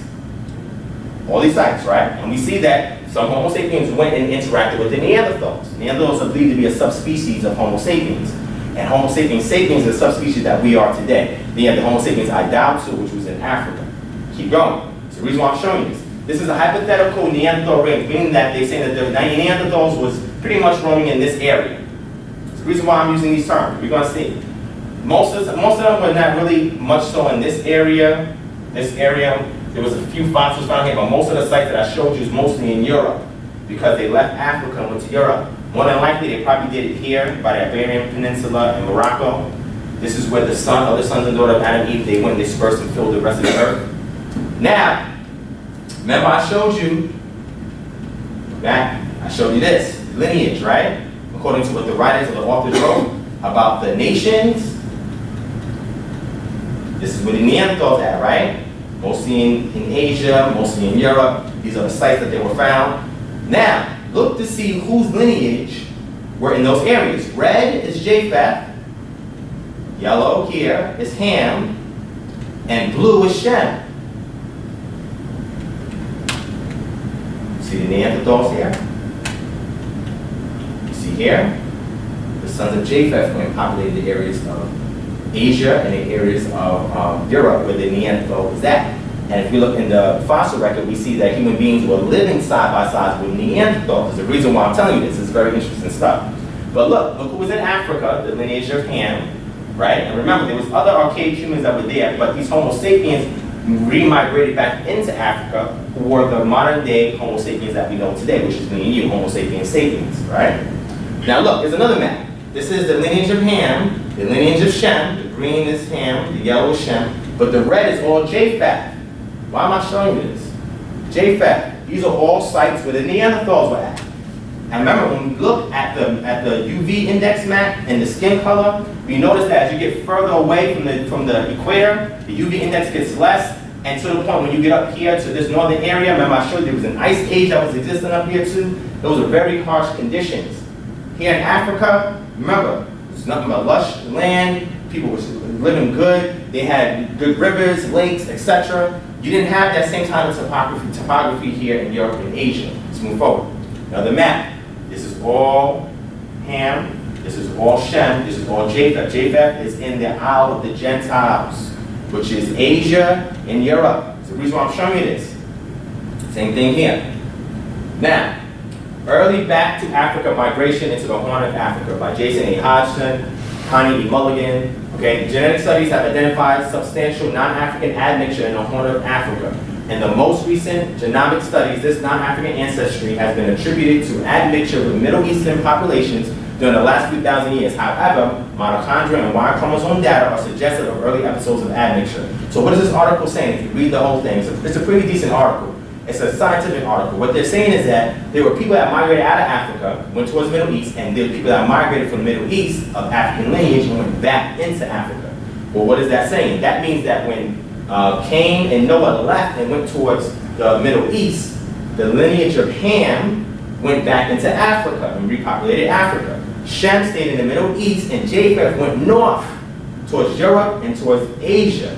All right, let's keep moving. All right, now, mitochondrial Eve. This is a scientific term. In the field of human genetics, the name mitochondrial Eve refers to the matrilineal most recent common ancestor of all currently living anatomically modern humans, who was estimated to have lived approximately 100,000 to 200,000 years ago. And if you look at this figure, this is when the modern man came on the scene that had the blessing from God to re-multiply the earth. This is the most recent woman from whom all human beings today descend on their mother's side and through the mothers of their mothers and so on, back until all lines converge on one person. But what is this saying? Science, what they do is that the mitochondrial DNA, the mitochondria, is an organelle that's in your cell that's responsible for the powerhouse of the cell. They transform glucose or oxygen into energy that the cell can use. So that DNA is independent of the DNA in the nucleus because they believe that the mitochondria was once a bacteria that became endosymbiotic, meaning that it found its way into our cells, it found a home there, it supported us, we supported it, and we became one. The reason why that's important is because when we look at the mitochondrial DNA, it started at one point in time. And all the descendants of one woman became all the modern day humans, and they're able to trace this back. If we look at the flood situation, we see that the only common woman that was there was Noah's wife, and I have that notated here. Again, this is all just an introduction. I can't get into all the details now, but Noah's wife was actually the mitochondrial Eve. But then the question comes that if she passed on her mitochondrial DNA to her sons, that means that their wives, who did not have the same mother as the sons, who was their mother? Who was their mother? Whoever their mother was probably the one who is the mitochondrial Eve. Is either her or it could be Noah's. We don't know yet, but the reason why I'm showing this is because if you do research on it, and I could do a subtopic on this another time, you'll see that mitochondrial Eve is not a far stray to what the Bible talks about. There's truth in there, and it doesn't contradict the science. You just have to know how to harmonize it. Let's keep moving. Y chromosomal Adam. This goes back to the original man that passed on his Y chromosome to every man that's here today. Only men have Y chromosome. So he's able to go back and see who was the original man, and if we do the research, we'll see that the original man was somebody that was actually in Africa. And then they migrated from Africa and they went towards the Middle East. That goes similar to what the Bible sort of talks about, leaving out of Africa, going towards the Eastern Nile. It's very interesting, right? But this is another study, you can take a look at it. I have all the references there if you ever want to go see it. So an idea of it is, if you look here, L1, L2, L3, these are all the mitochondrial haplogroups is what they call them, whereby which everybody went and populated the rest of the earth. This is where your Homo sapien, the first Homo sapiens that we were able to trace back, had the same mitochondrial DNA. They were located somewhere in Africa and went from Africa and spread to the rest of the world. If we look at what the Bible talks about, we know that some people came back into Africa, some people went north, some people went this way, some people stayed in the Arabian Peninsula, which became the lineage of Shem. So if you look at this right here, over a period of time, we have genetic mutations. That means people started to change in regards to their facial features, their skin complexion, etc. That's very important. Let's keep moving. It's a map showing the same thing here. And we know from here, L3M, which is a haplogroup that was here in the Middle East, sprung the rest of everybody else came from this group here. That means those who migrated out of Africa into the Middle East, which was Noah, his wife, and his sons, etc., came also went there as well. I mean, his lineage went there as well. We know that they populated the rest of the planet. That's very interesting. Again, it correlates with the Bible. If you look at this, they say like, wow, you know what, the Bible just giving you, it's really, I would say a treasure map. It's giving you little nuggets of information for you to go back and research and say, wow, you know what, with the limited scope of information they had before, looking back at science and history, they weren't that far gone. You understand what I'm saying? Again, if people believe they were divinely inspired, they were just trying to express it the best way they knew how. Let's keep moving, same thing here. Now, Homo sapiens idato, I spoke about that earlier. It's an extinct subspecies of Homo sapiens, which is the common ancestor that we're talking about, that everybody else on the planet came from, and God was dealing with the hominid that was more human-like, the Homo sapien. He was not dealing with all the other hominids that science says we came from. There's a huge disparity in the fossil record between modern Homo sapiens and any other hominids that they talked about that came on the scene. There's a reason for that, because God created and he dealt with the Homo sapien. There was nothing like him on the planet. It's very distinct. When he came on the scene, he just popped up. It's like, oh, where does God come from? It's because according to the Bible and any other kind of literature, man was created. Even if you look at the halls of Egypt, you'll see where they have stories of those gods or those first beings that came and created mankind. You'll see this in Mesoamerica culture, which is the Mayans and the Aztecs. You see this in Mesopotamia. It's very interesting because their record of antiquity is not that far gone from what we have today in a scientific record. So this is going to show you, again, Homo sapiens Atlanta, which I'm saying is the offspring of Adam and Eve. Remember, they had other sons and daughters that the Bible doesn't account for. They became this species here, this subspecies here, and they populated Africa. They were not the ones that went towards or left out of Africa. Those were the lineage as we know as Noah and his sons and Cain and his lineage. Let's move forward. This is the skull of that. This is an article in Nature about this subspecies, the African species that's dealt with in Africa. Keep going, same thing. This talks about the out of Africa theory, which is common in science and paleontology and anthropology now. That out of Africa, meaning that all humans began in Africa towards Ethiopia, and they moved from Africa and populated the rest of the earth. The Bible talks about something similar when we look at the correct picture of the Garden of Eden. That's very interesting. Move forward. And it talks about where it was found. This Homo sapiens Atlanta was in Herto. This was in Somalia. They dated it to be about 160, 165,000 years old. Again, the Bible doesn't give you dates, it gives you durations of time, and that's good because the Bible does not contradict with the information that we're looking at here if we take the concepts and the principles and apply it to what modern day science and history is saying. Now, these people here, these human subspecies, they were doing great in Africa. They were thriving, they were doing fine in Africa. Over a period of time, they wound up dying out because the Homo sapiens came back into Africa and repopulated it, and they wound up dying off. But I'm going to show you something, right? I'm going to show you something. We're going to skip past that. Read this. Neanderthals, humans interbred. First solid DNA evidence. Neanderthals, humans interbred. First solid DNA evidence. What is that saying? Well, what I'm saying is, remember I said the sons of Adam and Eve, some went north, some in Africa, the ones that went north, wound up developing into the Neanderthals. Remember I said it was a very hostile environment in Europe at that time, being that the ice age was just ending. There's a lot of arid wastelands. That's very important because these people lived in Europe, and some of them even lived in Asia. But why am I telling you this? Okay, let's go forward. According to a new DNA study, most humans have a little Neanderthal in them, at least 1 to 4% of a person's genetic makeup. The study uncovered the first solid genetic evidence that modern humans, or Homo sapiens, interbred with their Neanderthal neighbors who mysteriously died out about 30,000 years ago. What's more, the Neanderthal modern human mating apparently took place in the Middle East shortly after modern humans left Africa, not in Europe, as some suspected. So what they're saying is that some people are saying that it happened in Europe, some saying it happened more towards the Middle East, where the other sites were that I showed you about. It says genetic study team reached their conclusion after comparing the genomes of 5 living humans. The genomes is our entire sequencing for our DNA. The results show that Neanderthal DNA is 99.7% identical to modern human DNA. Now here's the interesting thing. In addition, all modern ethnic groups other than Africans carry traces of Neanderthal DNA in their genomes. The study says, which at first puzzled the scientists, though no fossil evidence has been found for Neanderthals and modern humans coexisting in Africa, because there's no Neanderthals in Africa, Neanderthals like modern humans are thought to have risen on the continent. That's very, very, very important, because now the lineage of Japheth, who were wandering in Asia and Europe in these hostile environments, mingled and mixed with the Neanderthals. And if you look at DNA today, we see that all the lineage of Japheth, which is the East Asians and the Europeans, they all have Neanderthal DNA. And that's very interesting when you see how the Neanderthals lived and how they were as people. They passed on their genes. It's going to explain why they were expanding. Why was the lineage of Japheth enlarging its territory? Because there was nothing there, so he had to grow. It's very interesting. All of this tells you about the Neanderthals. Move forward.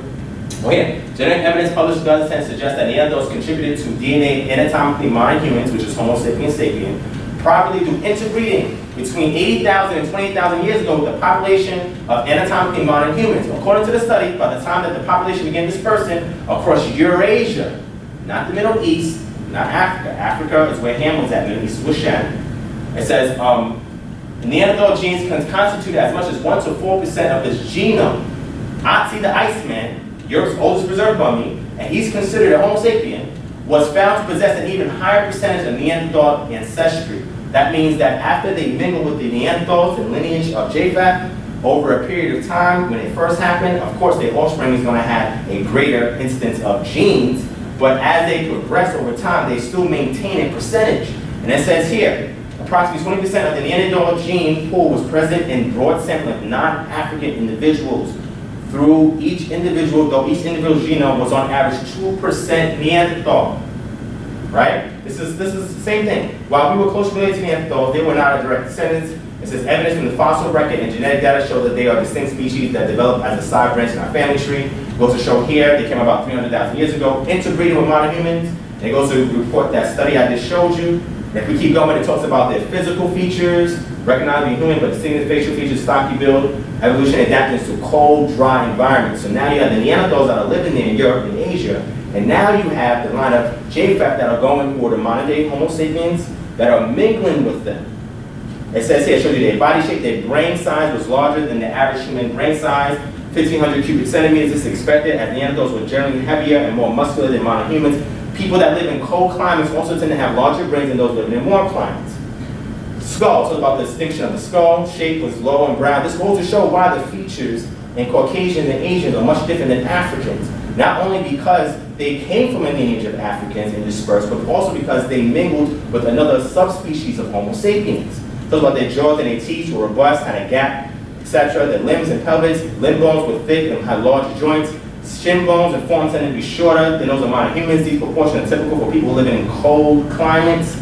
Keep going. So about their DNA, the limbs and their pelvis. Culture. Evidence shows that Neanderthals had a complex culture, although they did not behave in the same ways as early modern humans, who lived at the same time. Scholars debate the degree of symbolic behavior shown by Neanderthals as finds of art and adornment or rare, meaning that because they did not write or have a language, because they can't really show that they spoke or did any art, they were primitive. There's a reason for that. Mind you, you have Homo sapiens that are mingling with these primitive people and creating an offspring. Okay? Particularly when compared to the modern human contemporaries. Some researchers believe they lack the cognitive skills to create art and symbols, and in fact copy from or trade it with modern humans rather than create their own artifacts. They had a reasonably advanced toolkit, it says here, it says that was used also by early members of our own species. This was also known as Monsteranian, named after the site led Montessier. At the end of their long history in Europe, they began manufacturing a more refined toolkit. Keep going. The Neanderthals built herbs and were able to control fire for warmth, cooking, and protection. They were known to wear animal hides, especially in cooler areas. However, there's no physical evidence that Neanderthals' clothing were ever sold. That means, again, they're still primitive. They cut out, they made a hide, and they just put it on. They didn't really sew it or anything like that. Again, their cognitive skills were not that developed. And now you have Homo sapiens who are more cognitive that are mixing with these Neanderthals, and you create an offspring that has maybe the best or work of both worlds. It says here, Neanderthals have no known symbolic art, only limited evidence from body decoration. No art. Keep going.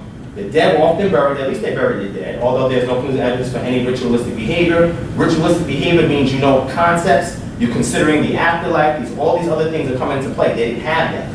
Environment and diets, it says here, ice ages in Europe were interspersed with warm periods, so-and-so decline were allowed. There's evidence that Neanderthals hunted big game. Chemical analysis of their fossils show that they ate significant amounts of meat supplemented with vegetation. Despite this mixed diet, nearly half of the Neanderthal skeleton studies show the effects of a diet deficient in nutrients. They were nutrient deficient.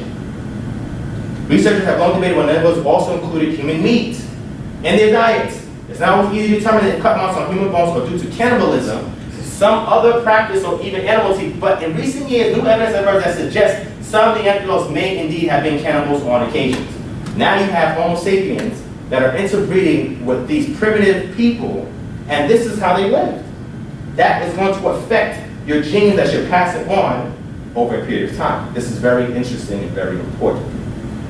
Social behavior. Neanderthals' culture lacks the depth of symbolic progressive thought displayed by modern humans. Neanderthal culture remained relatively static, whereas the contemporary Homo sapiens was steadily evolving a complex culture. By the time Homo sapiens arrived in Europe 40,000 years ago, the lineage of JFAT, they had a highly developed cultural system. And mind you, that began to get watered down. This is despite the fact that 100,000 years ago, there's absolutely no cultural difference between either species in the archaeological record. That means we actually evolved, and they really didn't. Neanderthals may have limited speech and language capabilities compared to Homo sapiens, and the extent of the differences may have played a role in their extinction. They could not communicate. For instance, studies on the base of the skull suggest that limited Neanderthal repertoire in the position of the tongue and the mouth and larynx is also different from Homo sapiens. Their mouth, the roof of their mouth, their tongue, their larynx, everything was much different, meaning that they were not designed really to speak. They couldn't communicate. They were very brutish, they were very primitive. Neanderthals may have lacked the adaptive nature of modern humans because modern humans came from Africa. They knew how to adapt, but now they're mingling with them. And complex social networks across wide areas. Small population Neanderthals that tended to stay in limited areas made them vulnerable to local extinctions. Same thing, the survival techniques of Neanderthals were not as developed as Homo sapiens. For instance, studies on stress and buildup of tissue in Neanderthal bones. Neanderthals may not have used their brains the way modern humans do, as their brains were shaped differently. Environment, no doubt a glacial period that occurred. It's going to say, although Neanderthals were physically adapted to the cold, the severe conditions allowed no time for populations to recover. The cold weather was causing damage to them, so they have to expand. Same thing with the Northerners, the line of Japheth, when they went there, they had to increase on larger territory because where they were living was very brutal. Even small advantage in biology, behavior, and lifestyle, such as those mentioned above, would mean the difference between life and death. Archaeological indicates that modern humans had a wider range of adaptations which have helped in their survival. There's another angle to the climate change theory, evidence based on census surveys of sites in Europe suggests Neanderthal replacement was not due to direct competition with modern humans. Instead, evidence suggests that the severe conditions made the content inhospitable for all humans living in Europe, and all populations died out about 30 to 28,000 years ago. That means Europe was very, very, very, very inhospitable. There's a reason for that. Now, when we went back to the first few slides that I showed you in regards to skin color, which is very important, because after a period of time, the mutations that I've spoken about, the skin color is going to change, the facial features are going to change, because you're not going to need a broad nose or big lips when you're in the north, because you don't need anything to really block the sun. You have to have a more pointier nose because of the amount of cold air that's coming in. You got to try to reduce that. And in Africa, it's much larger because of the humidity, and that's very important. These were all genetic drift and recombination changes on chromosomes that had to come into effect with people moving towards the north. Now you're mingling with the Neanderthals, and you saw how they were all jacked up. Now you're producing an offspring that has to enlarge its territory because it's inhospitable where they live. Now things are much different now because of technology, because of commerce, because of agriculture, but at that time, it was much more primitive. If we read here, I'm just giving you an example of why melanin is very important. And for the people that was in the north, why they had a lot of diseases and illnesses because of the lack of melanin. That's very, very important. It says there's a striking correlation between geographic conditions, particularly exposure to sunlight and skin tone. These differences have evolved to find the balance between the benefits and the dangers of ultraviolet radiation. Early humankind living in the sun-soaked savanna plains of Africa developed a dark-toned skin rich in the pigment melanin. Within the skin cells, melanin concentrations above the nucleus shielding a vital DNA from radiation and damage. In an environment where there's little to break the path of sunlight onto the skin, this barrier is a great advantage. There are other benefits to having high concentration of melanin in the skin and other parts of the body. Melanin boosts immune system, and darker skin groups have been shown to have a lower incidence of a number of serious diseases. What? That's interesting, because in Africa, they don't seem that way, including Parkinson's, multiple sclerosis, and spina bifida, or bifida, I think it is. Darker skinned individuals also age better as their skin is better protected from sun damage. If you look anything into science, the second law of thermodynamics, over time, through depression, heat, things tend to break down. Being that you have a higher amount of pigmentation via melanin in your skin, and that is due to the synthesis of tyrosine, which is an amino acid, and it is done in the melanocytes. They create melansomes that go to the surface, to the stratus corneum, and what they do is that they provide a shielding over the nucleus of all of the cells. That's important because when you don't have protection over the nucleus, and the sun or UV light starts to damage it, that is what's called a precancerous cell, and that's where you get melanoma. That's very interesting because these people in Europe were suffering from a lot of diseases based on, number one, the interbreeding with the Neanderthals, and number two, the inhospitable domain in which they were living. It is the UV component of sunlight that helps the body utilize vitamin D. Most African Americans are deficient in vitamin D. Why? Because we don't get enough sun. And also because we've been dispersed from Africa onto a different continent where the UV index is much different.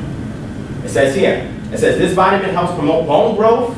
Remember the Neanderthals, their bones were all jacked up because they wasn't getting enough sun. They didn't have dark melanin in their skin. Maintaining the right balance between calcium and phosphorus. The body uses vitamin D in order for it to absorb calcium better.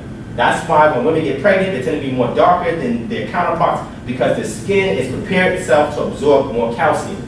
Osteoporosis is one of the consequences from a lack of vitamin D. It seems that as early people migrated away from the equator into areas less exposed to the sun, there was not enough UV radiation to produce sufficient vitamin D to prevent diseases such as rickets. And it goes to start saying here, now this is interesting on how the body adapted. Their bodies compensated by producing less melanin so that more sunlight will be allowed through. Because when you have too much melanin, you don't get a lot of sunlight in the lower basal layer of your skin. Light-skinned people visiting sunny locations may not have enough melanin to block the sun sufficiently and may burn their skin without the protection of sunblock. Dark-skinned people visiting areas where there is less exposure to the sun may apparently not produce enough vitamin D, but can get it from supplements or food sources. Many foods such as milk and bread are now vitamin D fortified, and I don't subscribe to eating milk. That's a different conversation. But what I'm saying is, as far as vitamin D, we've been displaced here, and because that we're in an environment that was much different in Africa, there's a reason why we are vitamin D deficient. Most of us don't get enough sunlight. And this is just more information in regards to that. It talks about skin color genes. Scientists have figured out that several genes are involved in skin color. One of these genes is melanocortin-1 receptor. When MC1R is working well, it has melanocytes convert pheomelanin into eumelanin. If it's not working well, the pheomelanin builds up. Most people with red hair and or fair skin have reversions of the MC1R gene, which is a mutation that don't work well. This means they end up with lots of pheomelanin, which leads to lighter skin. What does that mean? That means melanin has two types, eumelanin, pheomelanin. You always have neuromelanin, but that deals with your brain. When you have more eumelanin, you're going to have a darker skin tone, producing brown and black. When you have more pheomelanin to eumelanin, you're going to have lighter skin, resulting in yellow or red. And you say red because when the skin is light, after you hit it or it's bruised, you'll see that red is there because the capillaries are closer to the surface because they're struggling to pull in light. This is very important. It's just a picture of it so you can see what these melanocytes are. This is very, very important because there were mutations after mankind left out of Africa and the Middle East and went towards the east to Asia and Europe, and they started to have lighter skin. Again, facial features, I explained that. Things started to change for them, but because of divine prophecy for them to expand, they started, once they filled all of Europe and it was inhospitable, they had to leave out of Europe and find other areas to dwell in.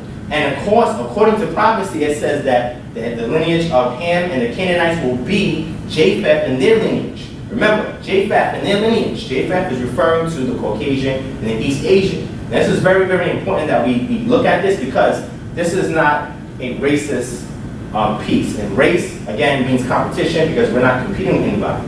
What I'm trying to do is give you a historical and scientific perspective to understand, in regards to the Bible, also the Bible, to understand why African Americans are in the condition that we're in, and as why the Caucasians and even the Asians are the ones that are dominant on this planet. Because that's the case. Europeans, they naturally have to colonize, and the reason why is because they have to expand according to prophecy. Also, when you see where there was in Europe, there was no natural resources, so you had to go somewhere else and get natural resources. You have to expand. That's very important, okay? Diseases caused by lack of melanin in the skin, osteoporosis. This is stuff that we shouldn't be getting as melanated people, but we do because we don't get enough sun. Osteoporosis, vitamin D deficiency, which hurts you with the lack of calcium absorption, rickets, immune disorders, and melanoma, which is a skin cancer. Pineal gland, also very important. I'm going to touch this, and this is it. Also called the pineal body or epiphysis cerebri. The pineal gland is important to the discussion for two reasons. First, it is the center of production of the hormone melatonin. Melatonin is implicated in a wide range of human activities. It regulates daily body rhythms, most notably the day-night cycle. Melatonin is released in the dark during sleep. The recent melatonin craze we've been through, the health conscious community makes claims that the hormone slows the aging process. Remember, it says that dark-skinned people age slower. Pineal gland is important for that. The recent, prevents jet lag, is implicated in seasonal affective disorder, coordinates fertility, and allows for deep, restful sleep patterns.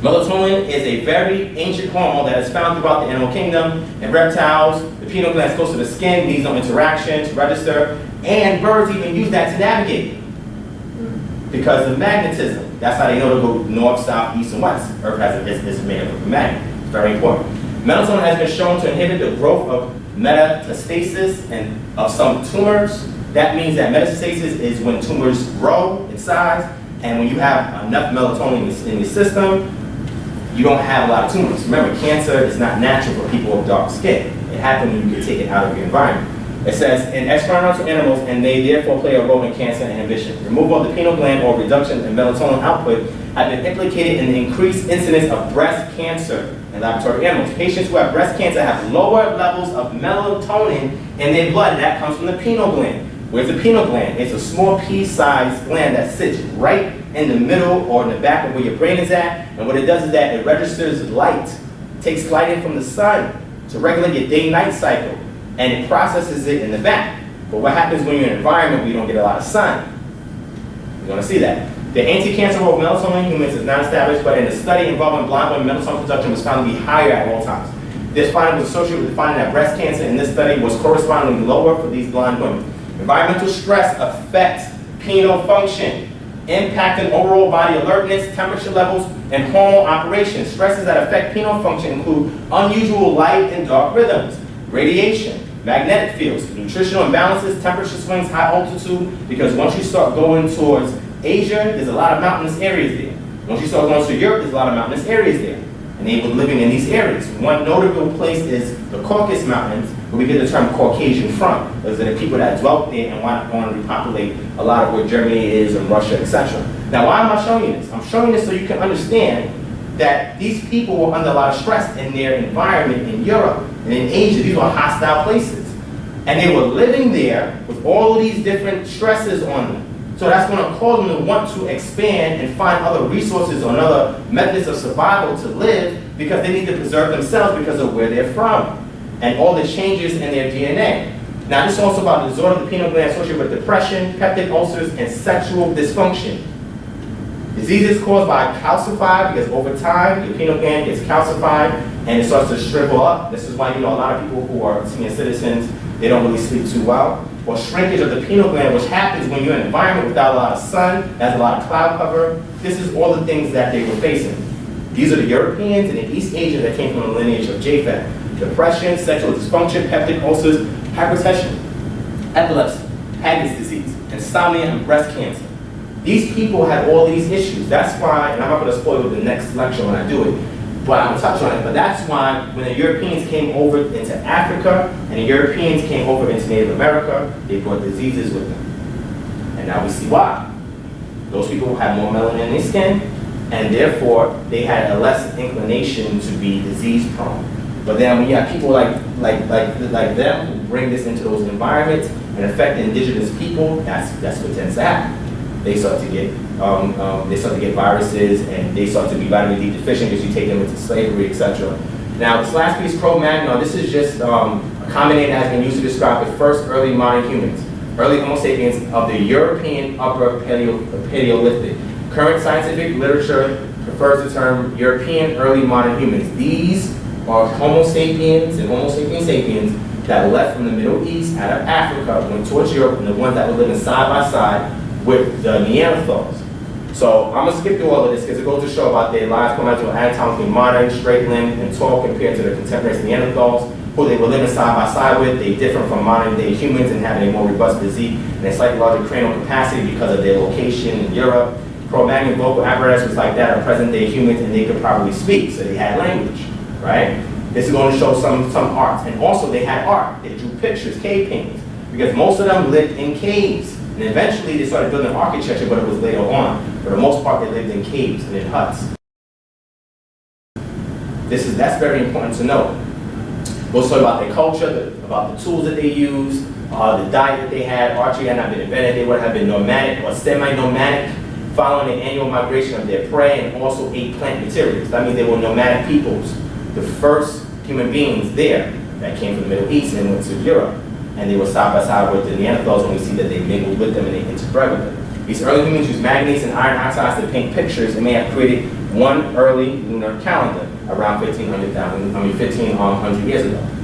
It goes to say that these species will arguably represent the direct ancestors of Homo sapiens sapiens in Europe, from the ones that came out of Africa. On the limited available evidence, a subspecies of Homo sapiens distinguished from Holocene anatomically modern humans by greater craniofacial robusticity, which is important. The cranium, the size of your brain, and your brows, your chin, all of that shows your quote-unquote features that are expressed on your skin, your nose, your lips, etc. That's why Europeans and Africans have different features. It's very important to note that. Doesn't make one better than the other. It just goes to show that with that history and science, and even the Bible, you understand why that's the case. We consider the holotopes of H. Helmi and H. Nigeriensis too fragmentary for appropriate comparison. These are other hominids that they discovered, and they were comparing it to the Cro-Magnon, which was the first Homo sapien that ended up in Europe, the bones that we found. Now, why am I telling you this? Well, the elitists who are Caucasians, elitists, this is not all Caucasians, this is just the elitists, the ones that running the planet, the ones that came or sprung from the British Empire because they were colonialists because of scripture said that they have to expand their territories. Because they've expanded on the planet and they've taken over and they actually run the planet per se now, if you look at the Bible talks about who God is going to come against. It says, the word of the Lord came to me, the Son of Man, set your face against God, the land of Magog, the chief prince of Meshech and Tubal. All of these are the lineage of who? Japheth. Prophesy against him and say, this is what the sovereign Lord says, I am against you, God, chief prince of Meshech and Tubal. I will turn you around, put hooks in your jaws, and bring you out of your whole army, your horses, your horsemen fully armed, and a great horde with large and small shields, all of them brandishing their swords. So this prophecy through Ezekiel goes towards the lineage or the line of Japheth, because they're the ones that's going to be running the planet when the Most High enacts his judgment. Persia, Cush, and Put will be put with them, meaning that they're going to lead astray the Persians, which is the Iranians, the Cush and Put, which is in Africa, all with shields and helmets. Also Gomer, which is also the lineage of who? Japheth, with all its troops, and Beth Togarmah, which is again the lineage of Japheth. From the north, far north, with all its troops, the many nations with you. This is future. All the other events that's talking about in the Bible against the Egyptians, against the Assyrians, the Babylonians, that was all done. This was done when they were in captivity, and the Most High was speaking about the lineage or the Gentiles that he's going to go to war against because they lead the rest of people astray. This is from the lineage of Japheth. What am I saying? The elitists or the Caucasians that are running the planet, the ones that are in control of everything, the Most High or the Creator in this sense, according to the Bible, is going to be warned against them because in the end times, they're going to be the ones that's controlling everything.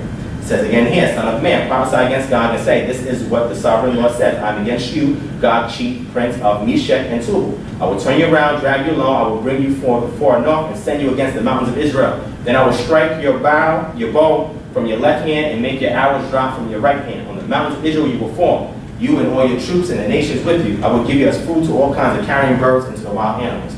Last prophecy, Revelation chapter 20. This is the New Testament now, right?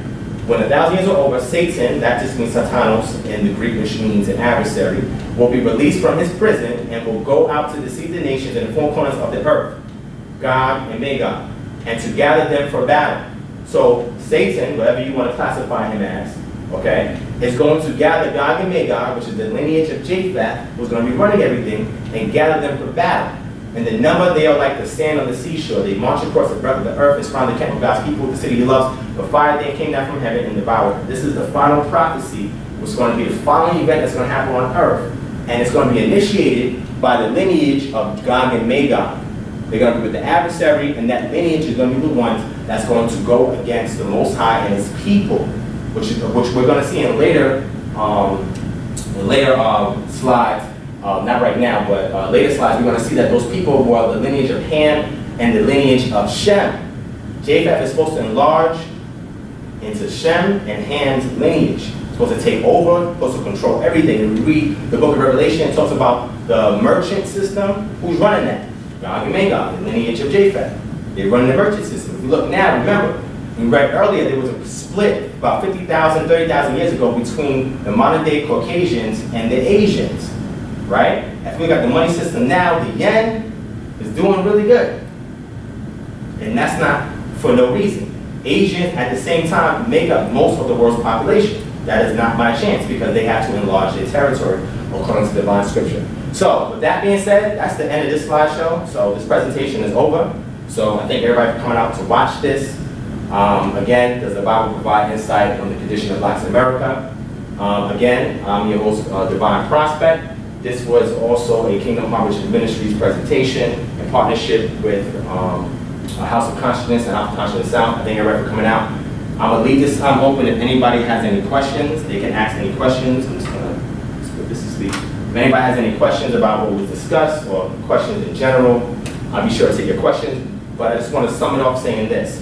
The reason why I'm showing the Bible is because if we look at the Bible in regards to science, prophecy, and history, we can see that the people then at that time, the things that they knew was limited in scope, but they were onto something. And for us today, if we really read it, search it, and research it, remember it was written in the Paleo-Hebrew. If we go back to original language, remember our peoples was Afro-Asiatic, that was our language. But when we became colonized and we became enslaved, then what happened? They put another language on top of us, which was the Indo-European, and now they're making us read the Bible in English, in Indo-European, which is our primary language, but we should be reading it in our native language, which is Afro-Asiatic. When we read it there, we understand that the cultures are different. And there's a reason why there's a dynamic between the two is because you have melanated people who actually originally wrote it, and then eventually people who adopted it, and then they gave it back to melanated people. That's very important. So I just wanted to state that, to note that we just need to understand that the Bible stance in regards to the things that are happening today is going to be a second part to this presentation in about 2 weeks. And I'm going to delve more deeper into it in regards to the lineages, in regards to us being in slavery, and how the Bible speaks about all of these situations. And we see through the prophecy that Noah gave Japheth, Ham, and Shem. That is a precursor to the things that are going on today. So, all right, move with the question. Go to the next question. I was doing a lot. Yes. Are you going to be doing this again, this particular presentation again? Yeah, I'm going to be doing it again in another couple of weeks, so it'll probably be in October. I'm going to do it again from the beginning, because I know you came in for half of it. Mm-hmm. So yeah, I'm going to be doing it in October. This is great. So, So you're going to get into the fact, like why our culture, like how we're poor and all that stuff, you're going to get into that? yeah, if you look in the beginning, I had, actually it's being recorded, so if you want to hear, eventually we'll give you, what I was saying in the beginning, we was looking at the conditions of African Americans in America, and how we're at the bottom of the rung for everything. You know, it's unfortunate, but there's a reason for that. You know, the reason is not for you to go out there and, you know, try to topple the system and do something about it, but it's to understand why you're in that condition and to know how the Bible speaks about it, because the third part of this presentation is going to be about the solution. Does the Bible provide a solution to the condition of African Americans or the blacks in America? And the Bible gives us a solution. It does, and it refers to us. And again, I'll go on to explain how they were Hebrew Israelite cultures that were mingled with indigenous Africans, and they were also brought in the slave trade. Why is that important? Because why were we so inclined to pick up a religion if it was foreign to us? It really wasn't. Because the slave masters hijacked it, and they imposed it upon us to keep us into slavery, because they were only reading passages that stated, like we just read, that Ham and Canaan is going to be the servant of servants, and the Bible says that you're going to be my servant because I'm the lineage of Japheth. And the slave masters were telling the slaves this to keep them docile, let them know that by God is saying that you're a slave. But when we study it, we see that that's not the case. So it's important to note that the Hebrew Israelites, it was their responsibility to bring the commands, statutes, and laws and commandments of the God that they were following to any nation that they went to. And because they were kicked out of their homeland for good in 70 AD and they dispersed into Africa, even though there were populations before that, they were dispersed into Africa, it was their responsibility to bring these statutes, laws, and commandments and a way of life, a moral way of life, how to treat your brother, etc., into these indigenous nations, but they failed to do so, and because of such, they went into slavery.